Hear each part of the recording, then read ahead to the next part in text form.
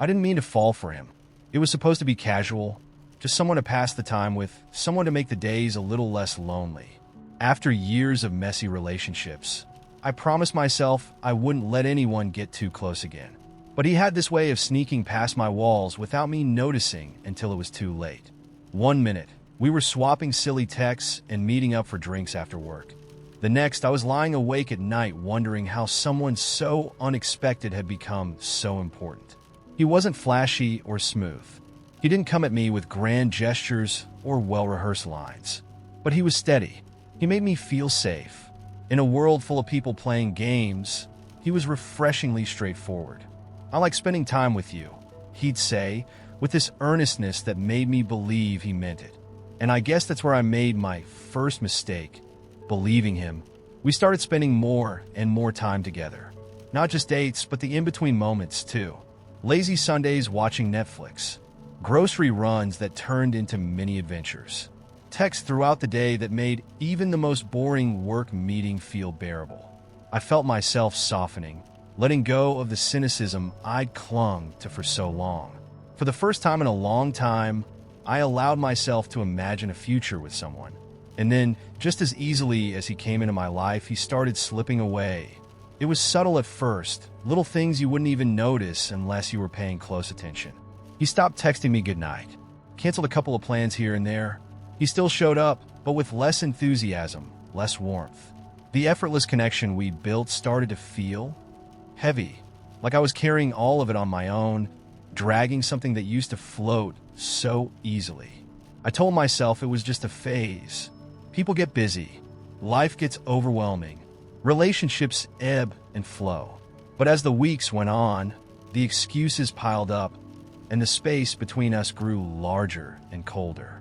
I started to feel like an obligation, something he dealt with out of guilt rather than joy.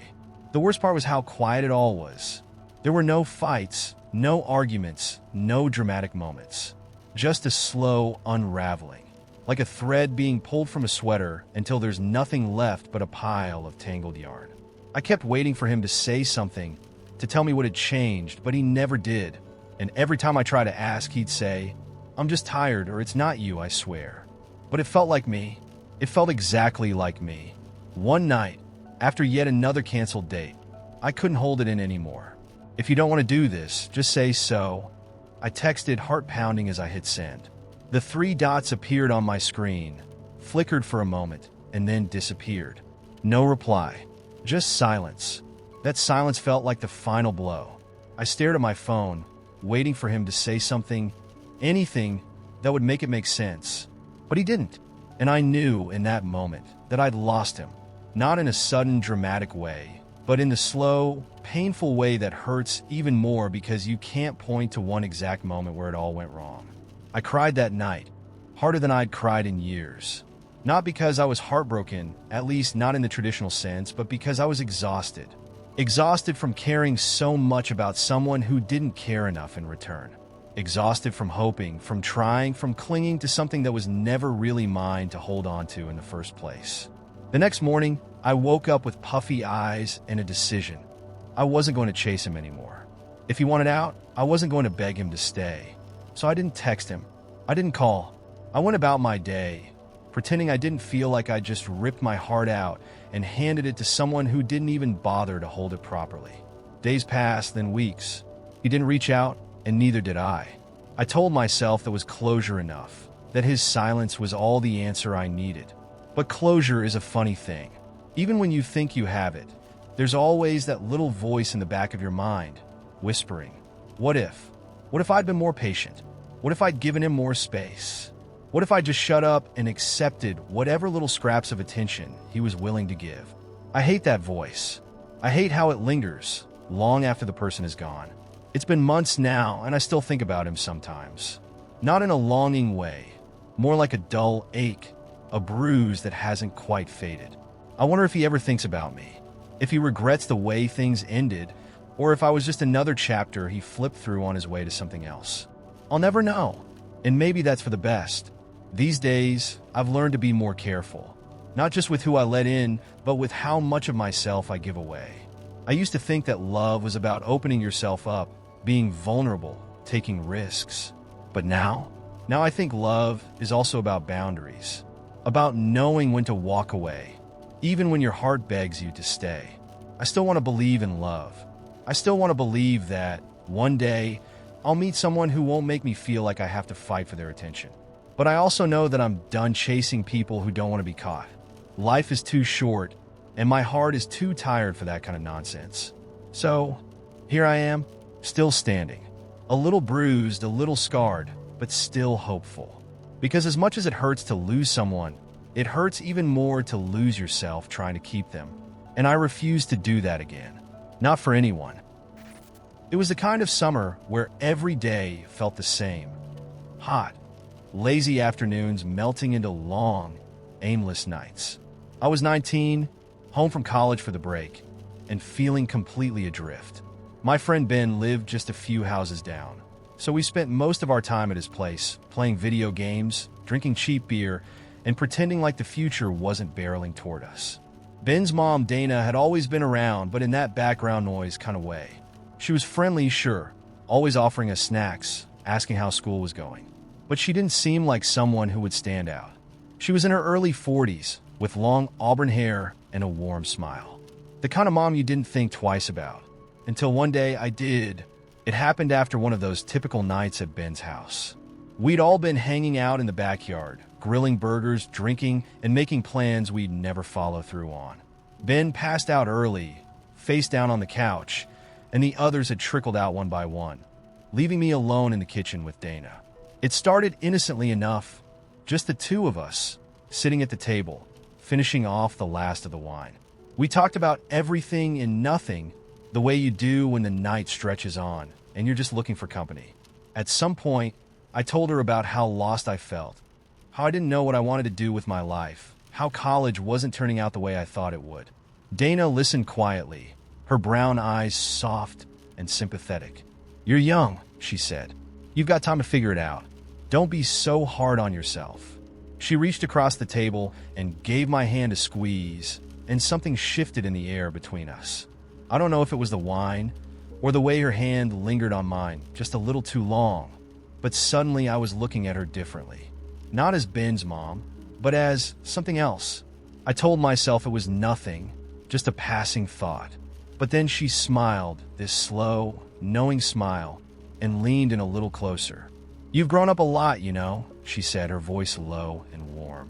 "You're not that awkward kid who used to run around with Ben anymore." My heart started pounding in my chest. I tried to laugh it off, but it came out shaky and weak. "Yeah, I guess we all grow up eventually." Dana tilted her head, her eyes locked on mine. Some of us faster than others. I don't remember who moved first. Maybe it was her. Maybe it was me. But before I knew it, we were kissing, soft at first, then harder, like we'd both been holding back for too long. My brain screamed at me to stop, to think about what I was doing, but my body didn't listen. We stumbled toward her bedroom, trying to be quiet so we wouldn't wake Ben. It was reckless and stupid, but I didn't care. In that moment, all that mattered was her. The way she felt against me, the way her breath hitched when I kissed her neck. The next morning was awkward, to say the least. I woke up in her bed, sunlight streaming through the windows, and the weight of what I'd done hit me like a freight train. Dana was still asleep beside me, her hair a tangled mess on the pillow, and for a moment I thought about just sneaking out. But then she stirred, blinking up at me with a sleepy smile. "Morning," she whispered, brushing her hair out of her face. "Morning," I muttered, my throat dry. She reached out, her fingers grazing my arm. "You okay?" I wasn't. Not even close. But I nodded anyway. "Yeah, just processing." Dana gave me a soft smile, like she understood exactly what I meant. "It's okay," she said quietly. "We don't have to make this complicated." I wanted to believe her. I wanted to think that we could just pretend it never happened, go back to the way things were. But it wasn't that simple. It didn't stop with that night. The next time it happened, Ben had gone on a weekend camping trip with some other friends. Dana texted me, just a casual, "You should come over and keep me company." I knew exactly what she was implying, and instead of saying no, I went. That weekend felt like living in a bubble, completely disconnected from reality. We spent the entire time in her house, cooking, watching movies, and falling into bed together every chance we got. It was thrilling and terrifying all at once, like playing with fire and daring it to burn you. But the bubble burst the moment Ben came back. He was happy to see me, none the wiser about what had happened while he was gone. Every time he smiled at me, every time he called me his best friend, the guilt gnawed at me a little more. But I kept going back. Dana, and I tried to keep it casual, like we were two people who just happened to fall into each other's arms now and then. But it wasn't casual. Not really. There was too much history between us, too much at stake. The breaking point came one night when Ben found out by accident. We were at his house, as usual, playing video games. I'd left my phone on the coffee table, and while I was in the kitchen grabbing drinks, a text from Dana popped up on the screen. Ben saw it. He didn't say anything at first, just stared at the phone, his expression slowly shifting from confusion to horror. When I came back into the room, he held up my phone, his hand shaking. "What the fuck is this?" he whispered, his voice cracking. I froze. There was no way to talk my way out of it, no excuse that could make it okay. "Ben, how long?" he interrupted, his voice rising. "How fucking long have you been hooking up with my mom?" I tried to explain, but it was useless. The look in his eyes, hurt, betrayal, anger, was like a knife to the gut. "You were supposed to be my best friend," he whispered, his voice breaking. "How could you do this to me?" I didn't have an answer. I didn't have anything. He kicked me out that night, told me never to come back. I tried texting him, calling him, but he blocked me on everything. I lost him, just like that. Dana reached out a couple of times after that, but it wasn't the same. The thrill was gone, replaced by an unbearable weight of regret. We both knew it was over. It's been years now, and I still think about it sometimes.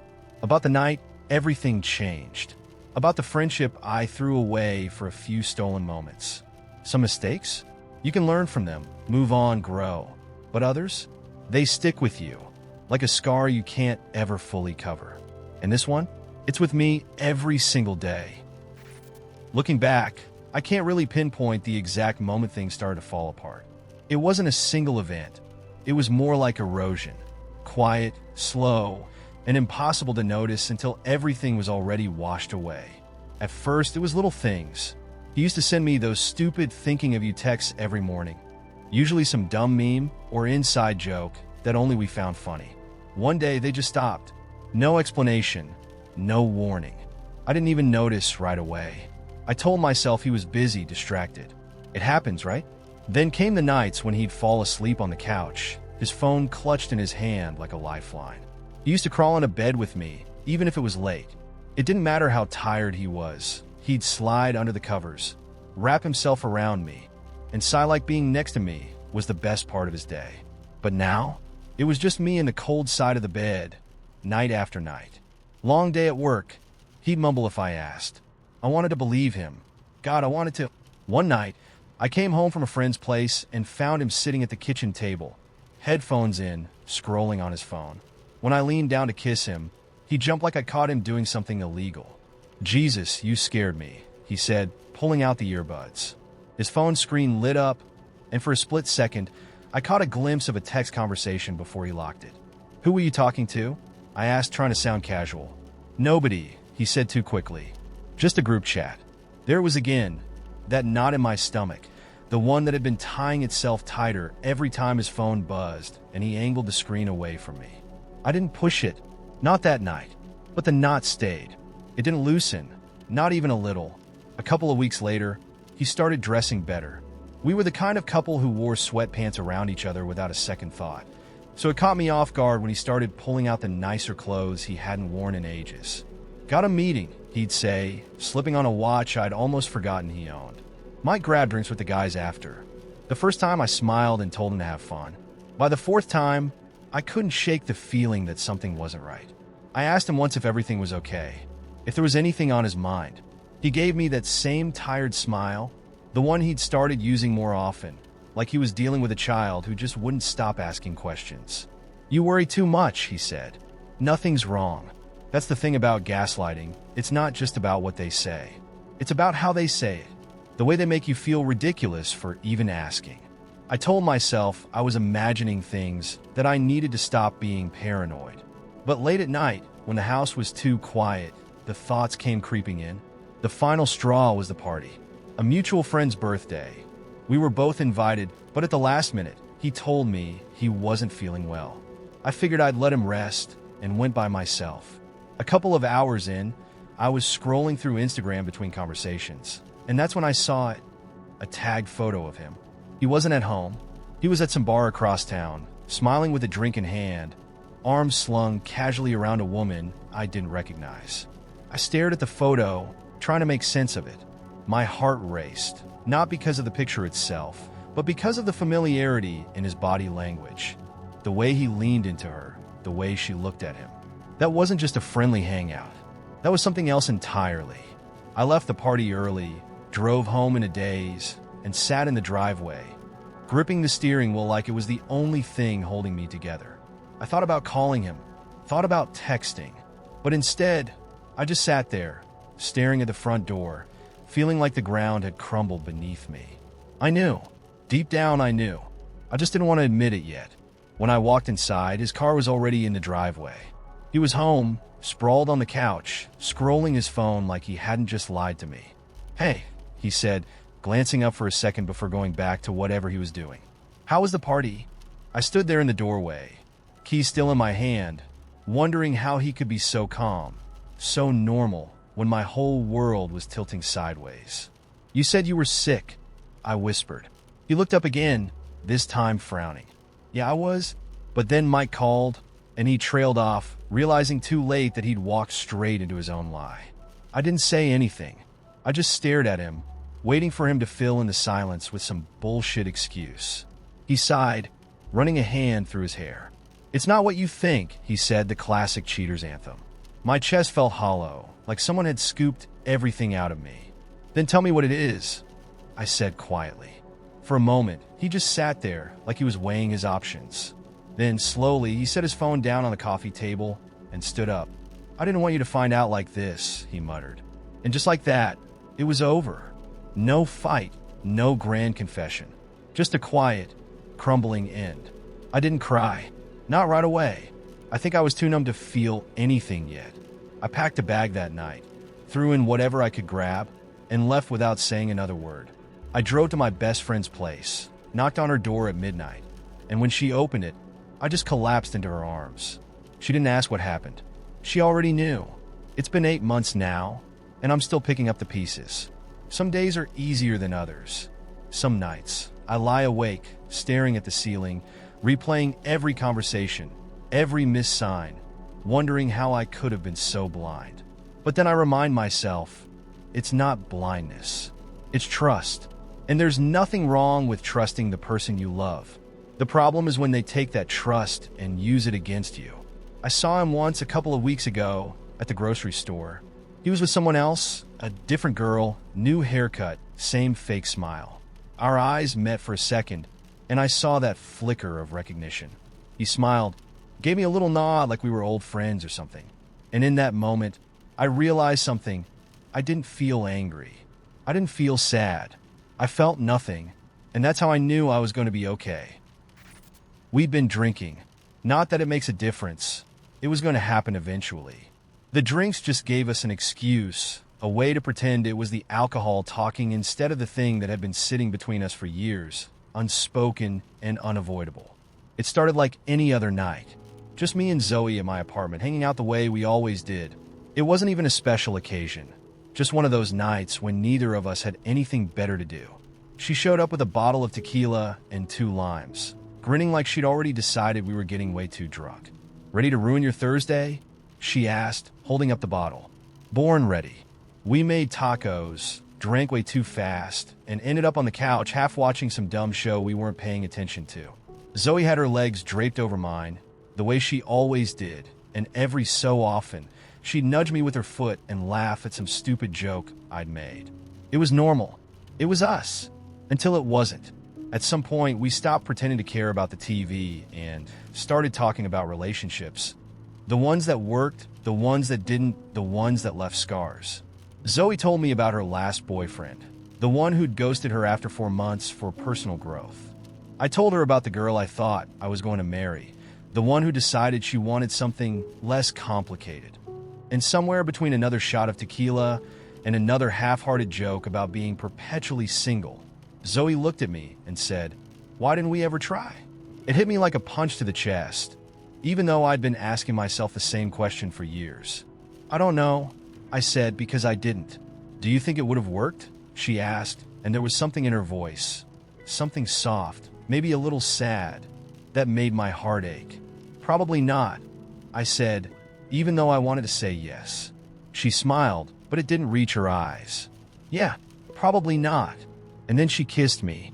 I think I kissed her back before I even realized what was happening. 1 second, we were sitting there talking about failed relationships, and the next, her hands were in my hair, and I was pulling her closer like I'd been waiting for this moment my whole life. It wasn't frantic or rushed. It was slow and deliberate, like we both knew exactly what we were doing and were too tired of pretending not to want it. And for the first time in a long time, everything felt right, like this was how it was supposed to be. We stumbled to my bedroom, laughing and whispering like teenagers sneaking around their parents' house. And when we finally fell into bed, it felt easy, familiar, even like we'd done this 1,000 times before in some other life. When it was over, she curled up beside me, her head resting on my chest, and for a moment, everything felt perfect. I could have stayed like that forever, breathing her in, feeling the steady rhythm of her heartbeat against mine. But perfect moments don't last.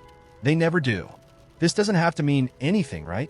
she whispered, her voice small and uncertain. I wanted to tell her it meant everything, that I'd been in love with her for years and just never had the guts to say it. But instead, I lied, right? I whispered back. She stayed the night, and for a little while, it felt like maybe, just maybe, we'd stumbled onto something good. But the morning came, as it always does, and with it, the weight of reality. We didn't talk about what happened. We didn't need to. We just went back to our usual routine, texting, hanging out, pretending like everything was exactly the same. But it wasn't. There was a shift between us, subtle but undeniable, and every time I looked at her, I felt it. The thing about sleeping with your best friend is that it feels like unlocking some hidden part of your relationship. But once the door is open, there's no closing it. No going back to the way things were. We kept sleeping together.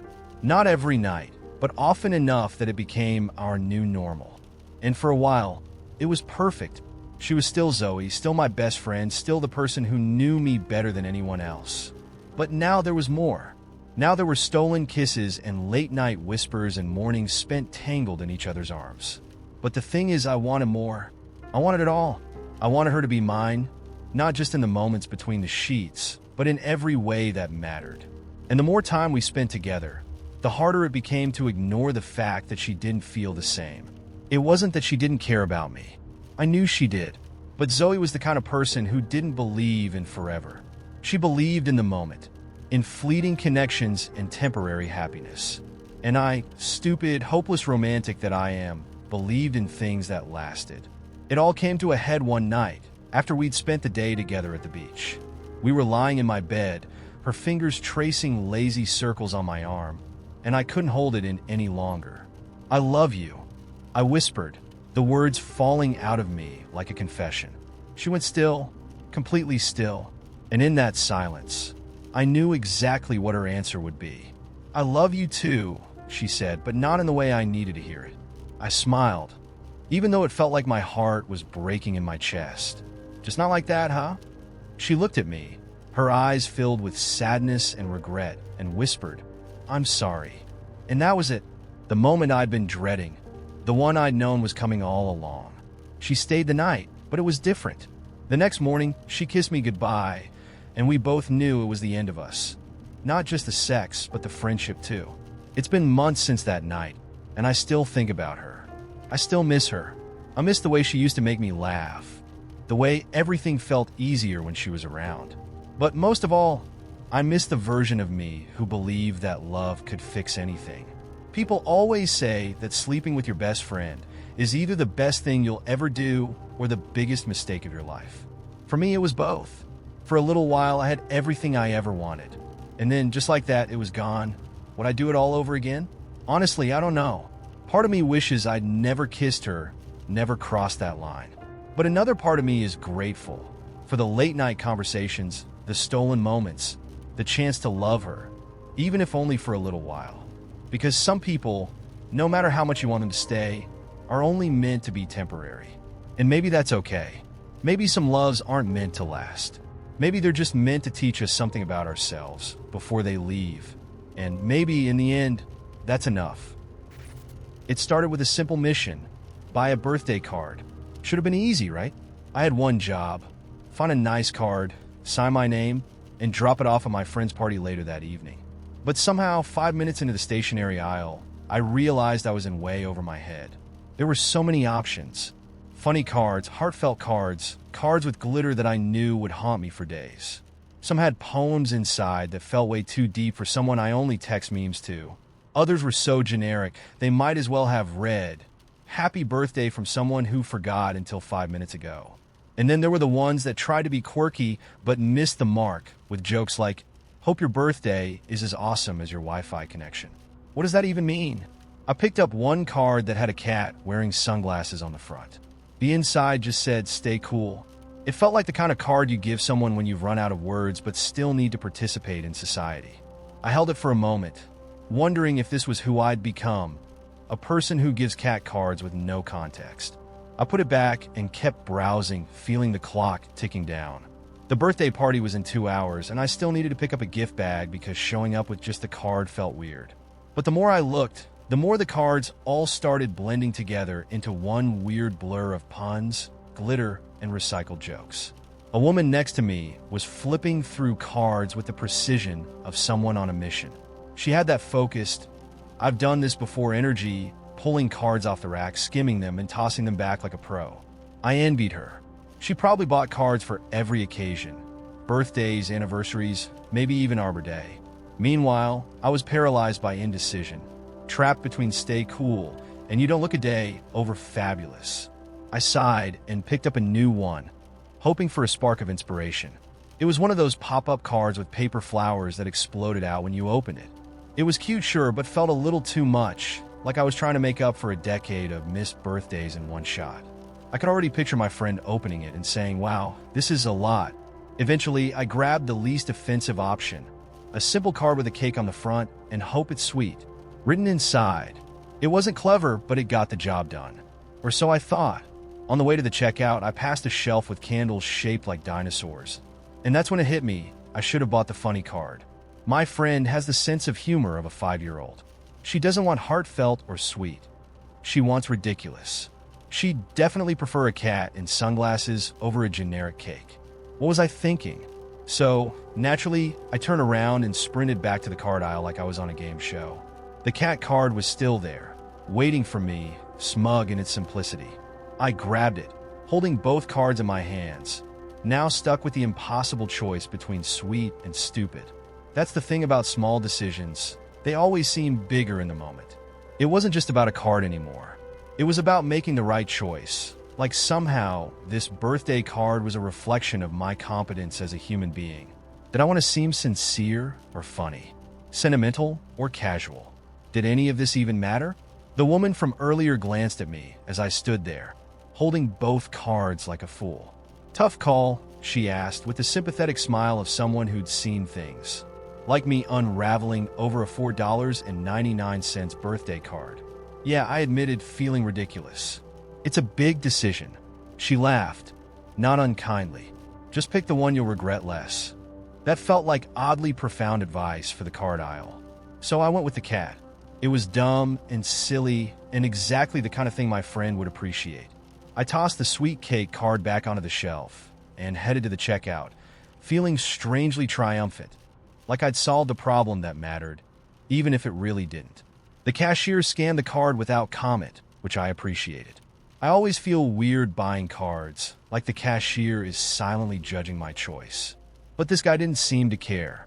He looked like someone who'd scanned thousands of cards and didn't have the energy to judge anymore.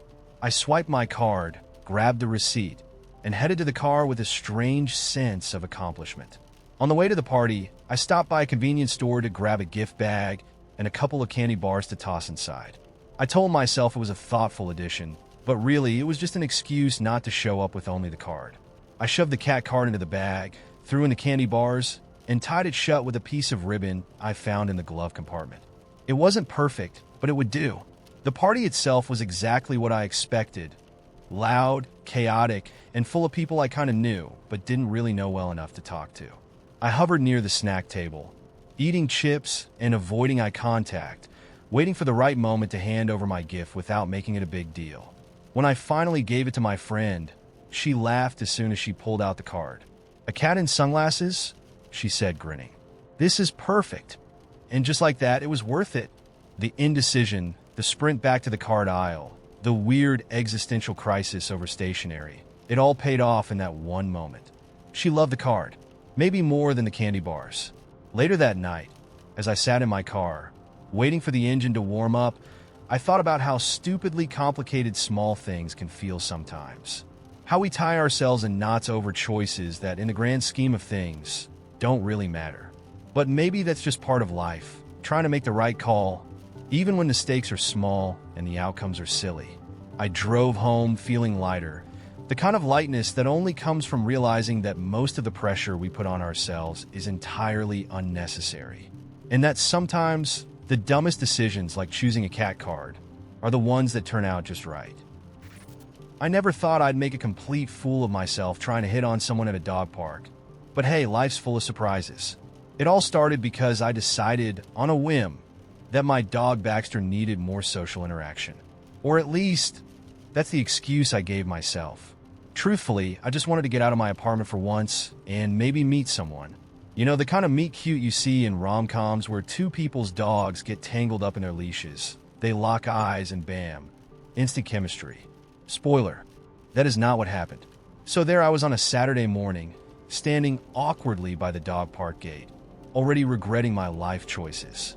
Baxter, my chunky little corgi, trotted off into the chaos like he owned the place, leaving me alone with a cup of lukewarm coffee and zero game. I scanned the park, trying to act casual. That's when I saw her. She was standing by the water fountain, tossing a tennis ball for a golden retriever who was clearly living his best life. She looked perfect. Messy bun, oversized hoodie, no makeup. Just the kind of effortlessly beautiful that makes you forget how words work. Now, I'm not usually the type to approach strangers, but something about her felt different. Maybe it was the way she smiled at her dog, or maybe it was just the fact that I hadn't talked to anyone outside of work in weeks. Either way, I took a deep breath, wiped the sweat off my palms, and told myself, you can do this. It's just a conversation. I made my way over, trying to look friendly, but not too eager. Baxter, bless his oblivious little soul, decided to run circles around her dog, barking like a maniac. "Looks like Baxter found a new best friend," I said, flashing what I hoped was a charming grin. She glanced at me, smiled politely, and said, "Yeah, he's adorable. All right, not a bad start. I could work with that." "I'm Jake," I said, holding out my hand. "And that's Baxter. He's part corgi, part troublemaker." She laughed, a small, polite laugh, but hey, I'd take it. "I'm Lily," she said, shaking my hand. "And this is Charlie." Charlie the golden retriever barked in approval, tail wagging so hard I thought he might take off. Things were going smoothly. For once, I wasn't coming off as awkward or creepy. I figured this was my moment to make a connection, maybe ask her out for coffee or something. And then, disaster struck. Just as I opened my mouth to say something clever, or at least not embarrassing, Baxter decided, out of nowhere, that now was the perfect time to hump Charlie's leg. I froze, horrified. Lily's eyes widened in surprise, and for a second, neither of us said anything. "Baxter, no," I yelped, lunging forward to pull my shameless little dog away. But Baxter, being the stubborn ball of fluff that he is, clung to Charlie's leg like it was the love of his life. Lily tried to stifle a laugh, but it slipped out anyway. "Wow, he's committed." "I am so sorry," I muttered, prying Baxter off with what little dignity I had left. He usually saves this kind of behavior for stuffed animals. Lily was laughing now, like really laughing, and I couldn't tell if she thought the whole thing was hilarious or if she was secretly planning to call animal control. Either way, I figured the situation couldn't get any worse. "Charlie seems flattered," she said, wiping tears from the corners of her eyes. "I guess Baxter knows what he wants." I groaned, still trying to keep my rogue corgi under control. Yeah, well, he has better luck than I do. The words slipped out before I could stop them. Lily raised an eyebrow, amused. Oh, rough dating life. You could say that, I admitted, giving Baxter a stern look that he completely ignored. Apparently, I should be taking tips from my dog. She grinned. Well, at least Baxter goes for what he wants. Yeah, but without the public humiliation part, ideally. We both laughed, and for a moment, the awkwardness melted away. I felt like maybe, just maybe, I hadn't completely blown it. Hey, I said, gathering every ounce of courage I had. Since our dogs are clearly hitting it off, how about we grab coffee sometime? You know, let them have a second date, without the humping. Lily tilted her head, considering. For a second, I thought she was going to politely decline and walk away. But then she smiled, an honest, warm smile that made my heart skip a beat. Sure, she said, pulling out her phone. Give me your number, Jake. Maybe we can set something up. I blinked, momentarily stunned. Really? Yeah, she said with a playful smirk. But Baxter stays at home next time. We exchanged numbers, and just like that, the impossible happened. I actually managed to turn a potential disaster into a win. As Lily and Charlie walked away, Baxter looked up at me with his big, innocent eyes, as if to say, see? I totally helped. Don't push your luck, buddy, I muttered, ruffling his fur. As we left the park, I couldn't stop grinning. It wasn't the smoothest approach, and it definitely wasn't what I'd planned, but somehow it worked. Maybe there's something to be said for embracing the chaos, or at least having a dog who's willing to take one for the team. It started with his silence. Not the comfortable kind we used to share, the easy quiet that comes from knowing someone so well you don't need words. No, this was a different kind of silence. Heavy, awkward.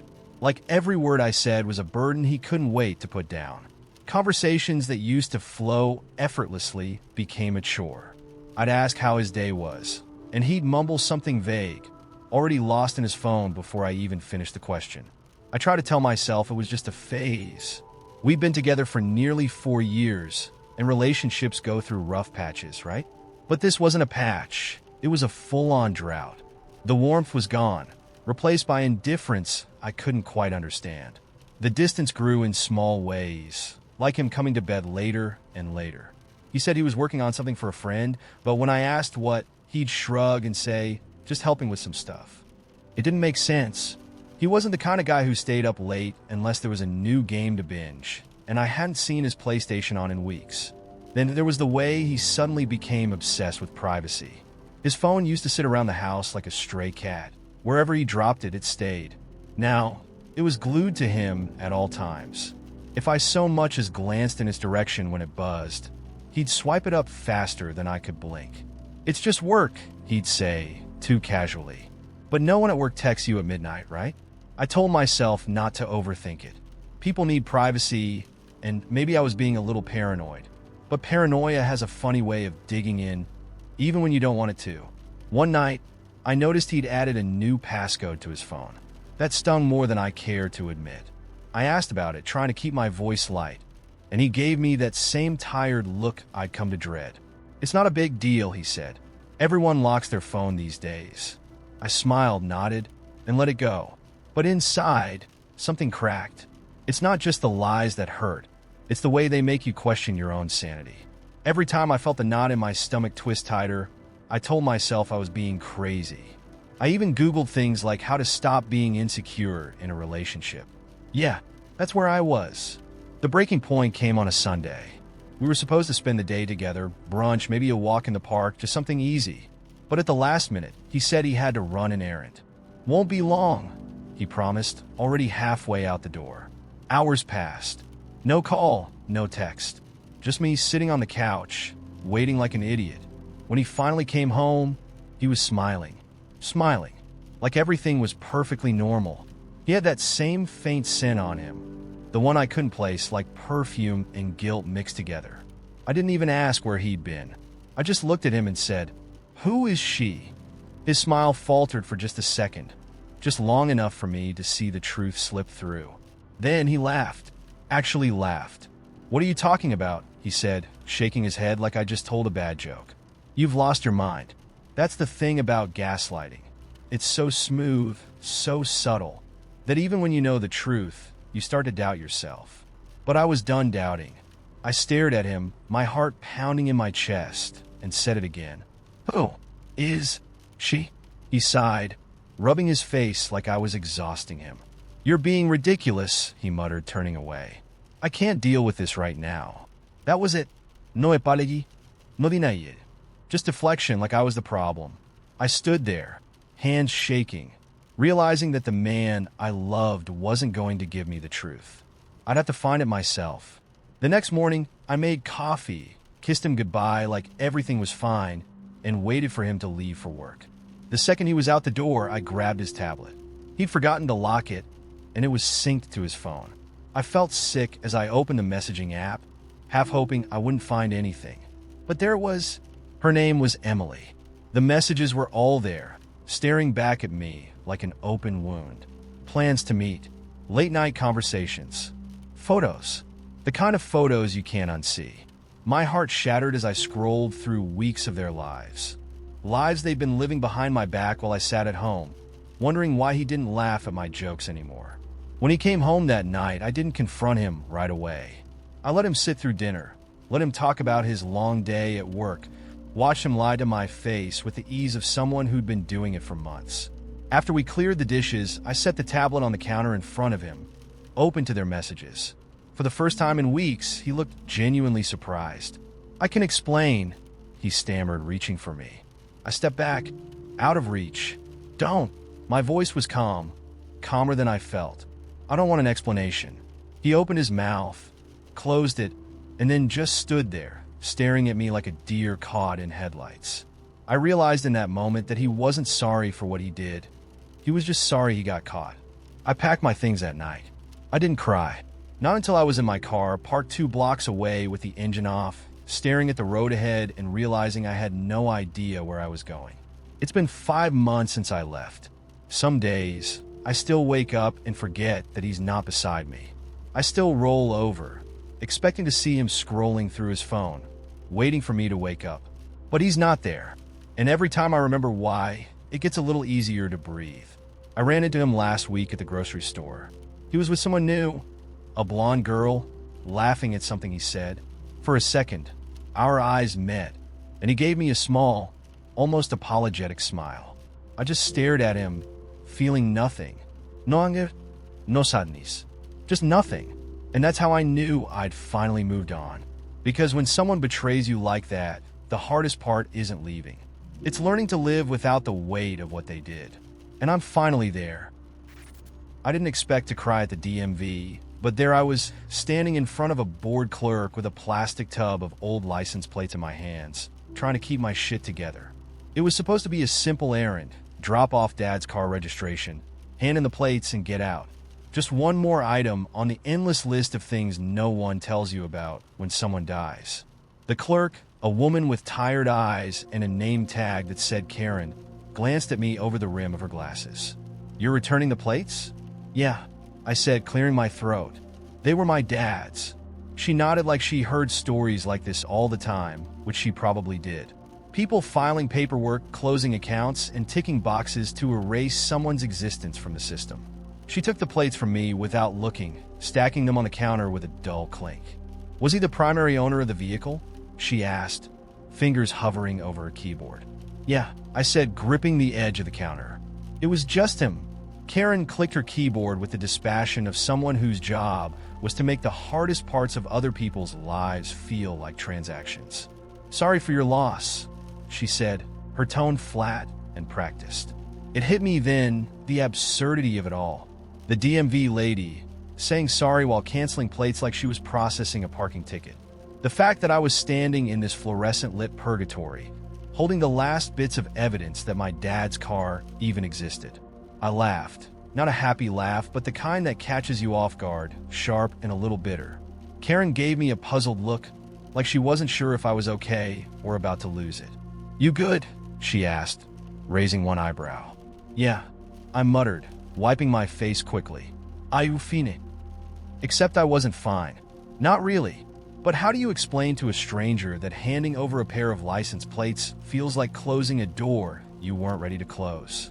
I shoved my hands in my pockets and took a deep breath, trying to reel myself back in. Karen handed me a receipt and slid the empty plastic bin across the counter. "That's it," she said. "You're all set." Just like that. "Done." I nodded, mumbled a thank you, and walked out into the parking lot, where the cold October air hit me like a slap. The car, Dad's old Buick, was parked where I'd left it, looking too familiar and too foreign at the same time. I sat behind the wheel for a while, staring at the dashboard, wondering how the hell I was supposed to drive a dead man's car. The Buick smelled like Dad, faint traces of aftershave, stale coffee, and the mint gum he always kept in the glove box. The radio was preset to his favorite station, a classic rock channel that played the same 5 songs on rotation, and the driver's seat had that permanent sag from years of him sitting there, slouched and relaxed like he didn't have a care in the world. I found a half-used roll of Tums in the cup holder and laughed softly, because of course he'd keep antacids in the car. Just in case, he used to say. Everything with him was always just in case. Spare batteries in the kitchen drawer, flashlights in every room, jumper cables tucked neatly in the trunk. He was prepared for every little inconvenience life could throw at him. Except, apparently, the one that took him away. I leaned my head back against the seat and closed my eyes, trying to push away the ache rising in my chest. But the memories came anyway, slipping through the cracks like water through a leaky roof. The first time I drove this car, I was 17, fresh off my learner's permit, and convinced I knew everything about the world. Dad sat in the passenger seat, calm and patient as ever, guiding me through every turn like he had all the time in the world. "Easy," he'd say whenever I hit the brakes too hard. "It's not a race, kid. Just keep it steady." He never raised his voice, never made me feel like I was doing it wrong, even when I clearly was. And when I finally pulled into the driveway, without hitting anything, he patted my shoulder and grinned. "See? Not bad. Just takes practice." It wasn't until years later that I realized he wasn't just talking about driving. I opened my eyes and stared at the road ahead, blurry and distant through the windshield. I didn't know where I was going, but staying still felt worse, so I turned the key in the ignition and let the old Buick rumble to life. The engine groaned a little, like it hadn't been asked to do this in a while, but it held on, just like Dad always did. I pulled out of the parking lot and onto the highway, the tires humming beneath me. I kept the radio off, letting the quiet settle in. There was something comforting about the way the car moved beneath me, steady and familiar, like it remembered all the roads we used to take. I drove aimlessly, past neighborhoods that looked both familiar and strange, through streets where the leaves had started to turn yellow and orange, scattering across the pavement like confetti. The sun dipped low in the sky, casting long shadows over everything, and for a moment, it felt like time was standing still. I ended up at the lake. It wasn't planned, it never is, but somehow, that's where the road took me. The lake was calm, the water still and dark, reflecting the sky like glass. I parked the Buick by the edge of the lot and sat there for a while, watching the sun disappear behind the hills.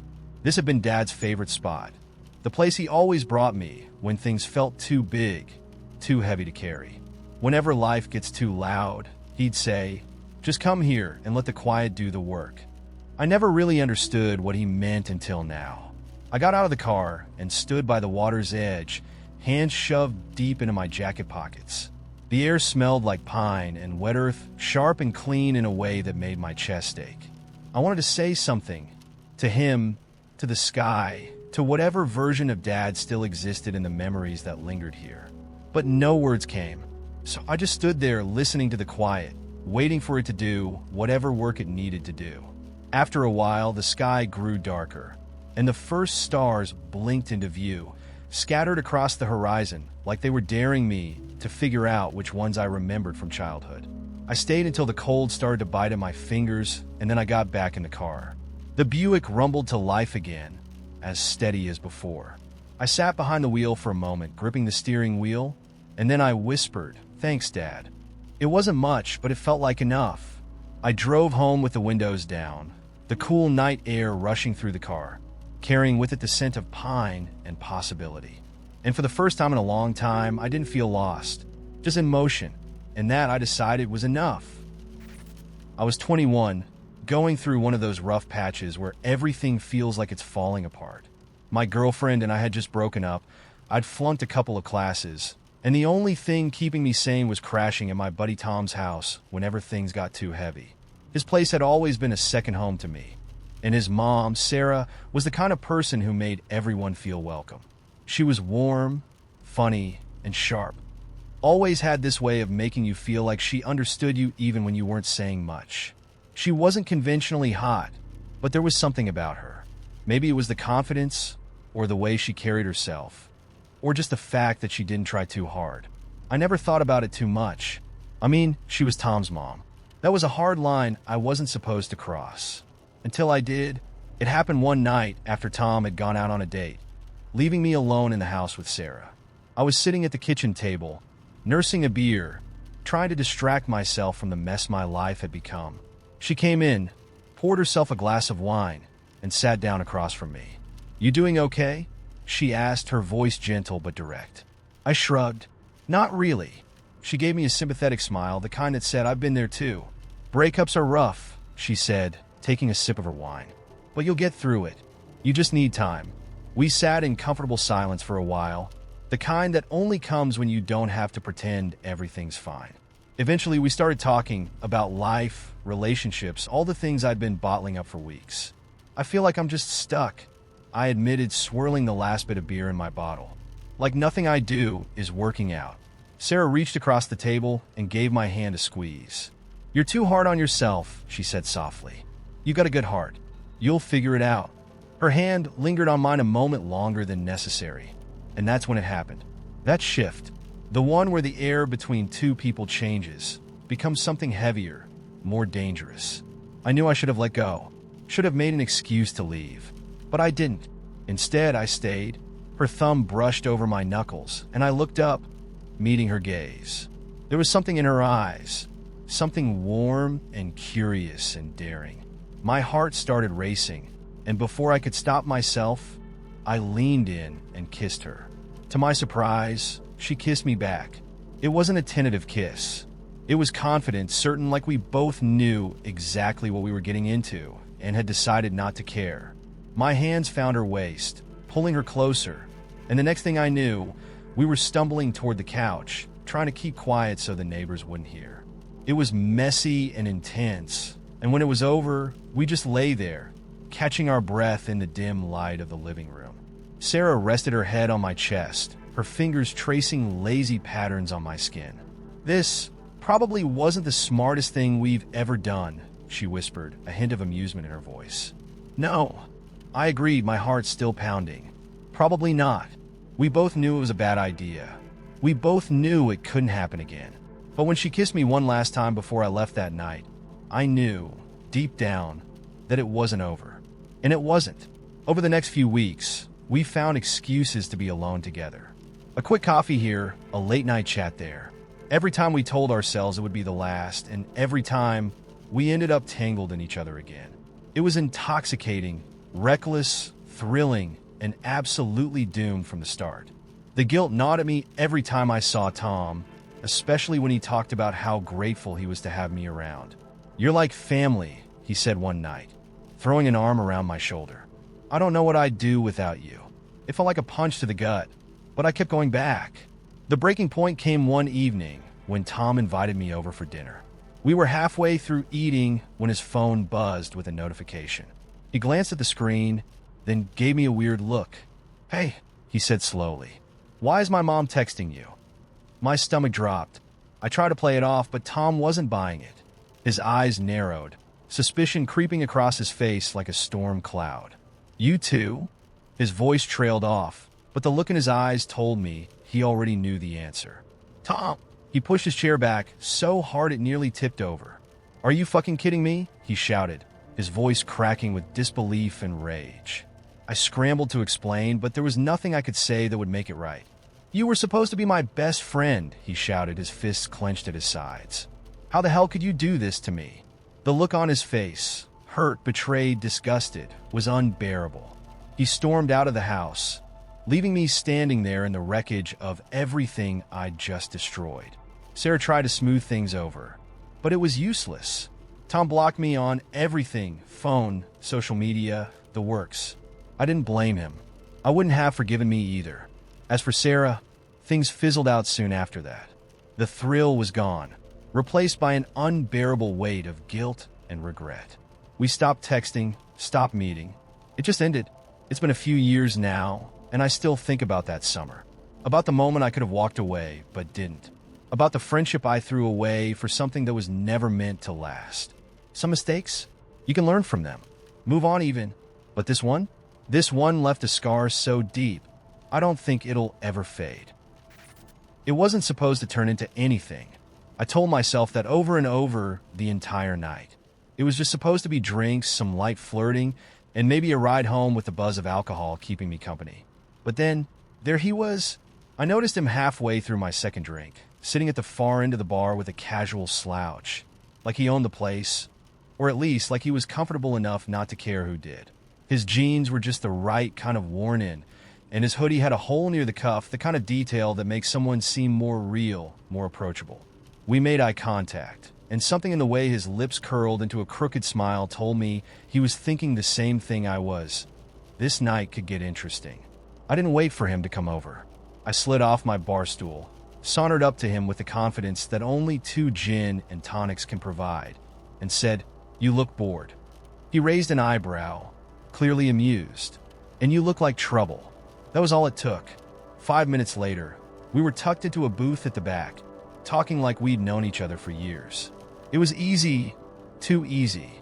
His jokes landed perfectly. His stories were just interesting enough without feeling rehearsed, and he had this lazy charm that made it impossible not to lean in closer. I knew where it was heading. We both did, and honestly, I was okay with it. It had been a while since I'd let myself get swept up in the kind of night that doesn't come with expectations or strings. We left the bar sometime around midnight, weaving through the chilly streets, laughing at stupid things that weren't even funny. His arm slipped around my waist like it had always belonged there, and before I knew it, we were kissing under a flickering streetlight. I could feel the heat of his breath, the roughness of his hands, and the strange sense that this moment, this exact moment, was all I wanted. His place was nearby. Thank God, because the anticipation was starting to turn me inside out. The second we made it through the door, it was chaos in the best way. Clothes hitting the floor, kisses that felt like they'd been waiting for years, and hands that knew exactly where to go. The sex was good. Not perfect, not movie script romantic, but good in a way that made me forget where I ended and he began. There's a particular kind of magic that only exists in those in-between hours, when you're neither strangers nor anything more, just 2 people existing together, briefly, in the dark. And for a while it felt like enough. But mornings have a way of exposing things you'd rather keep hidden. I woke up before he did, sunlight creeping through the blinds and cutting across the room like it had been waiting for this exact moment to ruin everything. For a minute, I just lay there, tangled in the sheets, listening to his soft breathing and wishing I could hit pause. But there are no pauses in real life. Only play and fast forward, and that inevitable stop when the night finally catches up to you. I knew what I had to do.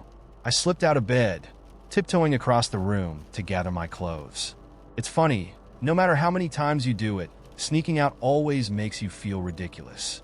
Like you're starring in some sad, low-budget version of a romantic comedy where the jokes don't quite land. As I reached for my shoes, he stirred. His voice was heavy with sleep when he asked, "You leaving already?" I froze for a second, caught between the urge to stay and the overwhelming need to run. "Yeah," I whispered, forcing a smile. "I've got stuff to do." He nodded, not pressing, not asking for more, just a sleepy smile and a soft, "Take care." And with that, it was over. The walk home felt endless, even though it was only a few blocks. The cold air stung my skin, but I welcomed it. I needed something sharp to keep me from spiraling into the quiet emptiness that always came after nights like this. I told myself it was fine, that I was fine. It was just sex, just a night, no big deal. But the truth was already settling in, heavy and familiar. I wasn't fine. Not really. The thing about these nights, the thing no one tells you, is that they don't just leave you with memories. They leave you with questions. Questions that keep you up at night. poking at the edges of your mind like loose threads you can't stop pulling. Why does it feel like something's missing? Why am I still doing this if it never feels as good as I want it to? I got home, kicked off my shoes, and collapsed onto my couch without even bothering to turn on the lights. The silence was deafening. I could feel the weight of it pressing down on me, making it hard to breathe. I thought about texting him, just to say something, anything to fill the emptiness. But what would I even say? Hey, thanks for last night. Also, do you ever feel like you're slowly unraveling and you have no idea how to stop it? Yeah? No. So instead, I lay there in the dark, staring at the ceiling, feeling like I was trapped in some endless loop of trying to outrun loneliness, but never quite managing to escape it. The truth is, I wanted more. I wanted mornings that felt just as good as the nights before them. I wanted conversations that didn't end when the sun came up. I wanted something real, something that didn't vanish with the daylight. But real things take time, effort, vulnerability, all the things I wasn't sure I was ready to give. So instead, I kept chasing moments that burned bright and fast, knowing full well they'd leave me in the dark once they were gone. I wish I could say that night was different, that it marked some kind of turning point, or epiphany, or grand realization. But the truth? It was just another night in a long line of nights that ended the same way. And maybe that's the hardest part. Not the loneliness, or the regret, or the silence that follows. It's the knowledge that I keep doing this to myself, over and over, hoping that one day it'll finally feel different. But it never does. I know I'll keep going out. I'll keep flirting with strangers, keep getting swept up in moments that feel bigger than they are, and keep pretending I don't care when they end. Because it's easier that way. It's easier to live in the in-between than to admit that I want something more, and that I'm terrified I'll never find it. Maybe someday I'll figure out how to stop. Maybe I'll meet someone who makes it all make sense. Or maybe I won't. But for now, all I can do is keep moving forward. One night at a time. One morning after the next. I knew from the second I saw him that I shouldn't get involved. He had that effortless charm, the kind that makes you smile without realizing, even when your gut is already whispering, this is going to hurt. He wasn't conventionally my type, but something about him just worked. You know how some people have that magnetic pull like gravity? That was him. And despite every warning bell going off in my head, I let myself fall. It started like they always do, simple and fun. We met through mutual friends at a bar. I was trying to act uninterested, but he leaned in, grinning like we already shared a secret. "You seem hard to impress," he said, and I shot back, "Because I am." He laughed, and I remember thinking, well, this is going to be trouble. Spoiler alert, I was right. He asked for my number at the end of the night, and I gave it to him against my better judgment. The first text came in 10 minutes after I left. "I had fun. Let's do it again sometime." It was simple, unpretentious, exactly what I needed. I was in a weird place emotionally, recovering from a long string of disappointments, but not quite ready to give up on the idea of something good. And for the first time in a long time, I let myself believe that maybe, just maybe, this could be different. Our first date was perfect, the kind that ruins you for every other date. He picked me up in his beat-up car that smelled like mint gum and late-night drives, and we went to a dive bar where we played pool and drank cheap whiskey. He wasn't smooth. He missed almost every shot but laughed about it the entire time. And when he kissed me at the end of the night, I swear the world tilted on its axis for a second. After that, things moved fast. Too fast, if I'm honest.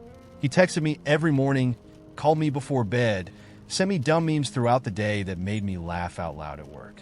It felt like the beginning of a rom-com, where everything falls perfectly into place.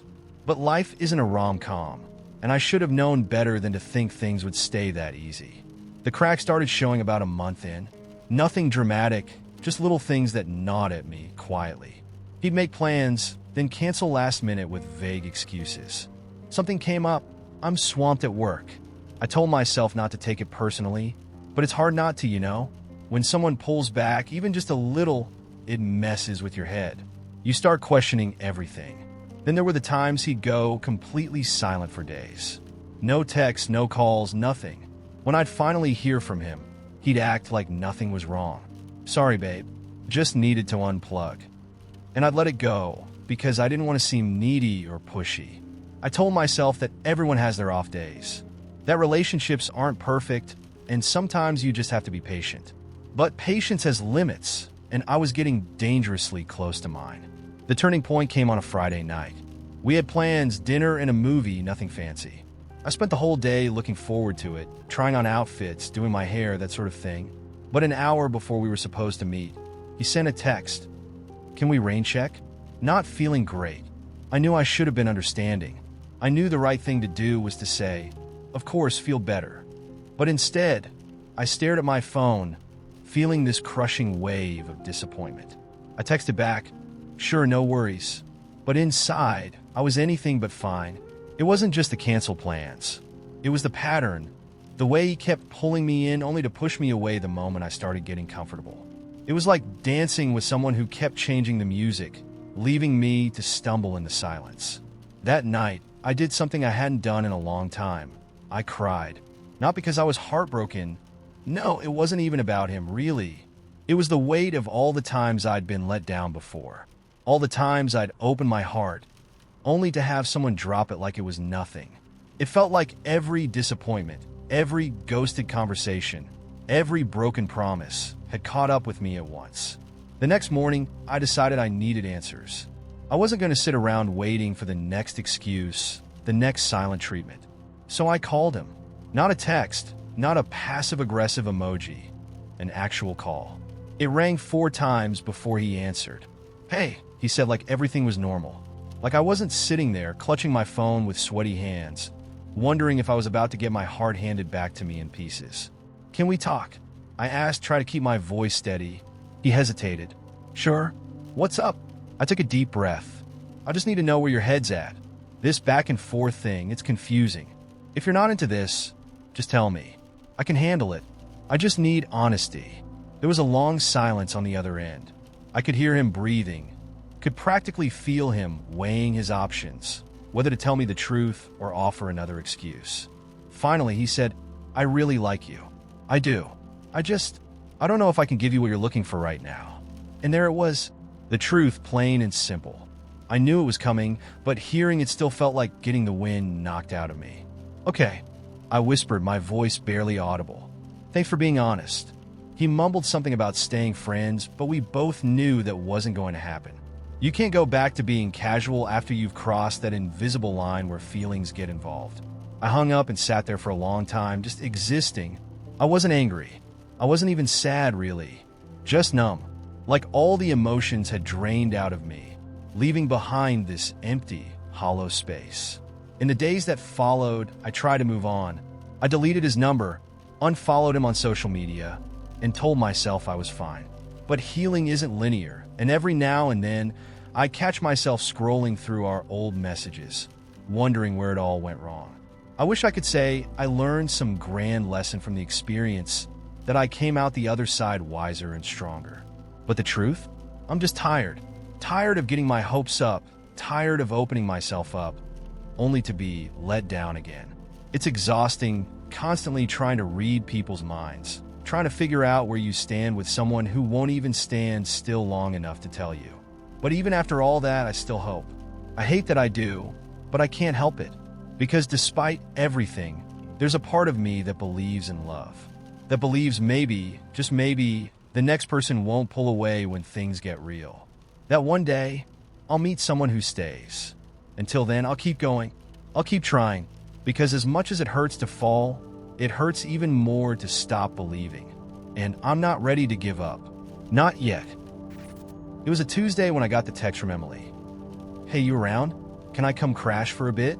Emily and I hadn't spoken in months. Not since the fight that ended with her saying, "You always make everything about you." And me saying, "Well, at least I have my shit together." That was the thing about siblings. We knew exactly where to aim when we wanted to leave a scar. But there she was, popping up on my phone as if nothing had happened. I stared at the message for a full minute, debating whether I should respond or let it sit. Part of me wanted to ignore it, let her figure things out like I'd had to when she disappeared. But the other part, the part that knew she wouldn't ask unless she really had nowhere else to go on. Yeah, I typed back, "Come over whenever." 30 minutes later, there was a knock at my door. I opened it to find Emily standing there, looking smaller than I remembered, wrapped in a hoodie 2 sizes too big.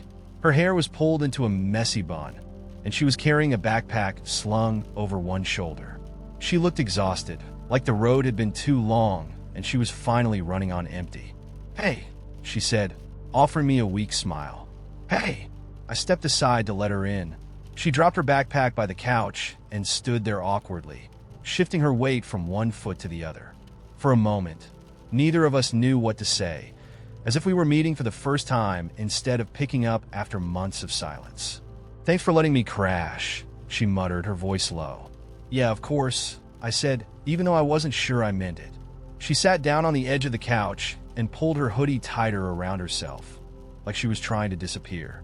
I stood by the door, feeling the awkwardness press between us like a third person in the room. "So," I said, breaking the silence, "what's going on?" Emily let out a long sigh, rubbing her hands over her face. I needed a break." "From what?" "Everything," she said, her voice brittle. I knew that tone. It was the one you used when you were so close to falling apart, but not ready to admit it out loud. "Okay," I said, sitting down across from her. "You hungry?" She shrugged, which was Emily's way of saying yes, but I don't want to be a hassle.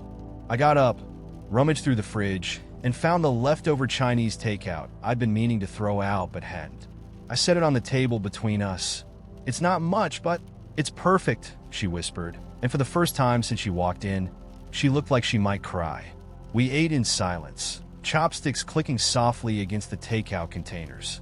It wasn't a grand gesture or some kind of deep reconciliation. It was just two siblings sharing cold noodles and trying to remember how to be in the same space without hurting each other. After dinner, I grabbed a couple of beers from the fridge and handed one to her. She cracked it open, took a sip, and let out a long breath, as if the weight she was carrying had started to lift, if only a little. We sat on the couch, the TV murmuring quietly in the background, neither of us really watching. Emily leaned back, her head resting against the cushion, and for the first time in months, she looked relaxed. "Remember when we used to sneak beers in the basement?" she asked, a small smile tugging at the corner of her mouth. I laughed. "Yeah, you always made me open them because you were scared of the sound." "I still hate that stupid hiss," she admitted, grinning now. It felt good, like slipping into an old rhythm, familiar and easy, even after everything that had happened between us. That night, she slept on the couch, curled up under the same blanket we used to fight over when we were kids. I sat awake for a while, watching her breathe, trying to figure out how we drifted so far apart. Growing up, it had always been the two of us against the world. When our parents fought, we'd hide in the closet, whispering stories to each other to drown out the shouting. When things got tough, we had each other's backs. But somewhere along the way, life got messy, and so did we. Now, sitting there in the dark, I wondered if it was possible to rebuild what we'd lost, or if some things stayed broken no matter how hard you tried to fix them. In the morning, I found her sitting on the balcony, sipping coffee from one of my chipped mugs. The sun was just starting to rise, casting soft gold light over the rooftops, and for a moment, everything felt still. "Couldn't sleep?" I asked, joining her. She shook her head. "Too much in my head." I leaned against the railing, letting the quiet settle between us. "You want to talk about it?" Emily stared into her coffee, her fingers tapping lightly against the ceramic. "I don't even know where to start." "Try anywhere." She took a deep breath, her shoulders rising and falling. "I screwed up with everything. With you." I didn't know what to say to that, so I just nodded, letting her have the space to say what she needed to. "I was so caught up in my own shit," she continued. "I didn't know how to ask for help. So, I pushed you away. And I'm sorry." The words hung in the air between us, fragile and heavy. "I should have been there too," I admitted. "I let things get to me. I made it worse." She looked at me, her eyes soft and tired. We both did. We sat there in silence for a while, watching the sun climb higher, painting the sky in shades of pink and orange. It wasn't a perfect moment. There was no grand apology, no sudden resolution. Just two people, sitting together in the aftermath of everything that had gone wrong, trying to figure out what came next. "Do you think we'll be okay?" she asked quietly, as if she wasn't sure she wanted to hear the answer. I thought about it for a moment, rolling the question around in my mind. "Yeah," I said finally. "I think we will."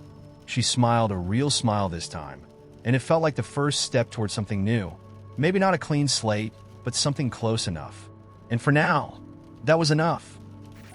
A few winters ago, I agreed to house sit for a family friend, Mrs. Harper, while she and her husband went on vacation. They lived in this old, creaky Victorian house in the countryside.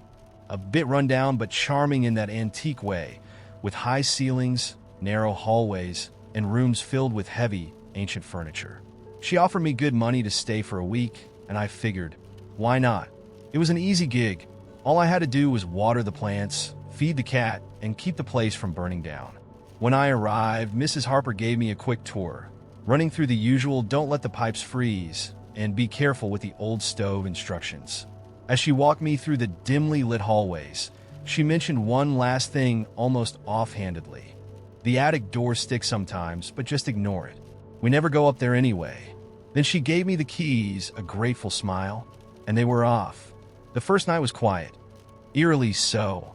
The house sat on several acres of land, far from any neighbors, with nothing but trees surrounding it. The kind of silence where you hear every little creak and groan of the house settling. I kept the lights on in almost every room, hoping to make the place feel less oppressive. The cat, an old tabby named Jasper, followed me everywhere, his tail twitching as if he could sense my unease. Around midnight, I locked up the doors, fed Jasper, and went to bed in the guest room on the second floor. The house was cold, freezing, really, and I burrowed under a pile of blankets. I just started to drift off when I heard it, a soft thump from somewhere upstairs. I froze. The sound was faint, but distinct, like something had fallen over or been moved. I sat up in bed, my heart thudding in my chest. For a moment, I convinced myself it must have been the wind rattling the old windows. But then it happened again, a deliberate, heavy thud directly above me. The attic. I stared up at the ceiling, my breath fogging in the cold air. Mrs. Harper had said the attic door stuck. She'd said to ignore it. But now that I was alone in the silent house, those words felt less like friendly advice and more like a warning. Jasper jumped onto the bed beside me, his ears perked. His eyes locked on the ceiling, and he let out a low, rumbling growl, a sound I'd never heard a cat make before. It sent a chill straight down my spine. I told myself I was being ridiculous, but the truth was I didn't want to go check. Whatever was up there, I didn't want to see it. I pulled the covers over my head like a scared kid and told myself it would stop. The house was old, after all. Houses make noises. But the thumps didn't stop. They kept going, slow and deliberate, like footsteps moving across the attic floor. Somehow, I managed to fall asleep, though my dreams were filled with strange, shapeless things pressing against the walls. I woke up at dawn, feeling drained, as if I'd barely slept at all. The house was silent again, and for a moment, I almost believed I'd imagined everything, until I saw the attic door. It was open, just a crack, but enough for me to know that someone or something had been inside. The old wooden ladder leading up to the attic was down, resting against the wall. My throat went dry. Mrs. Harper had explicitly said they never used the attic. So, why was the door open now?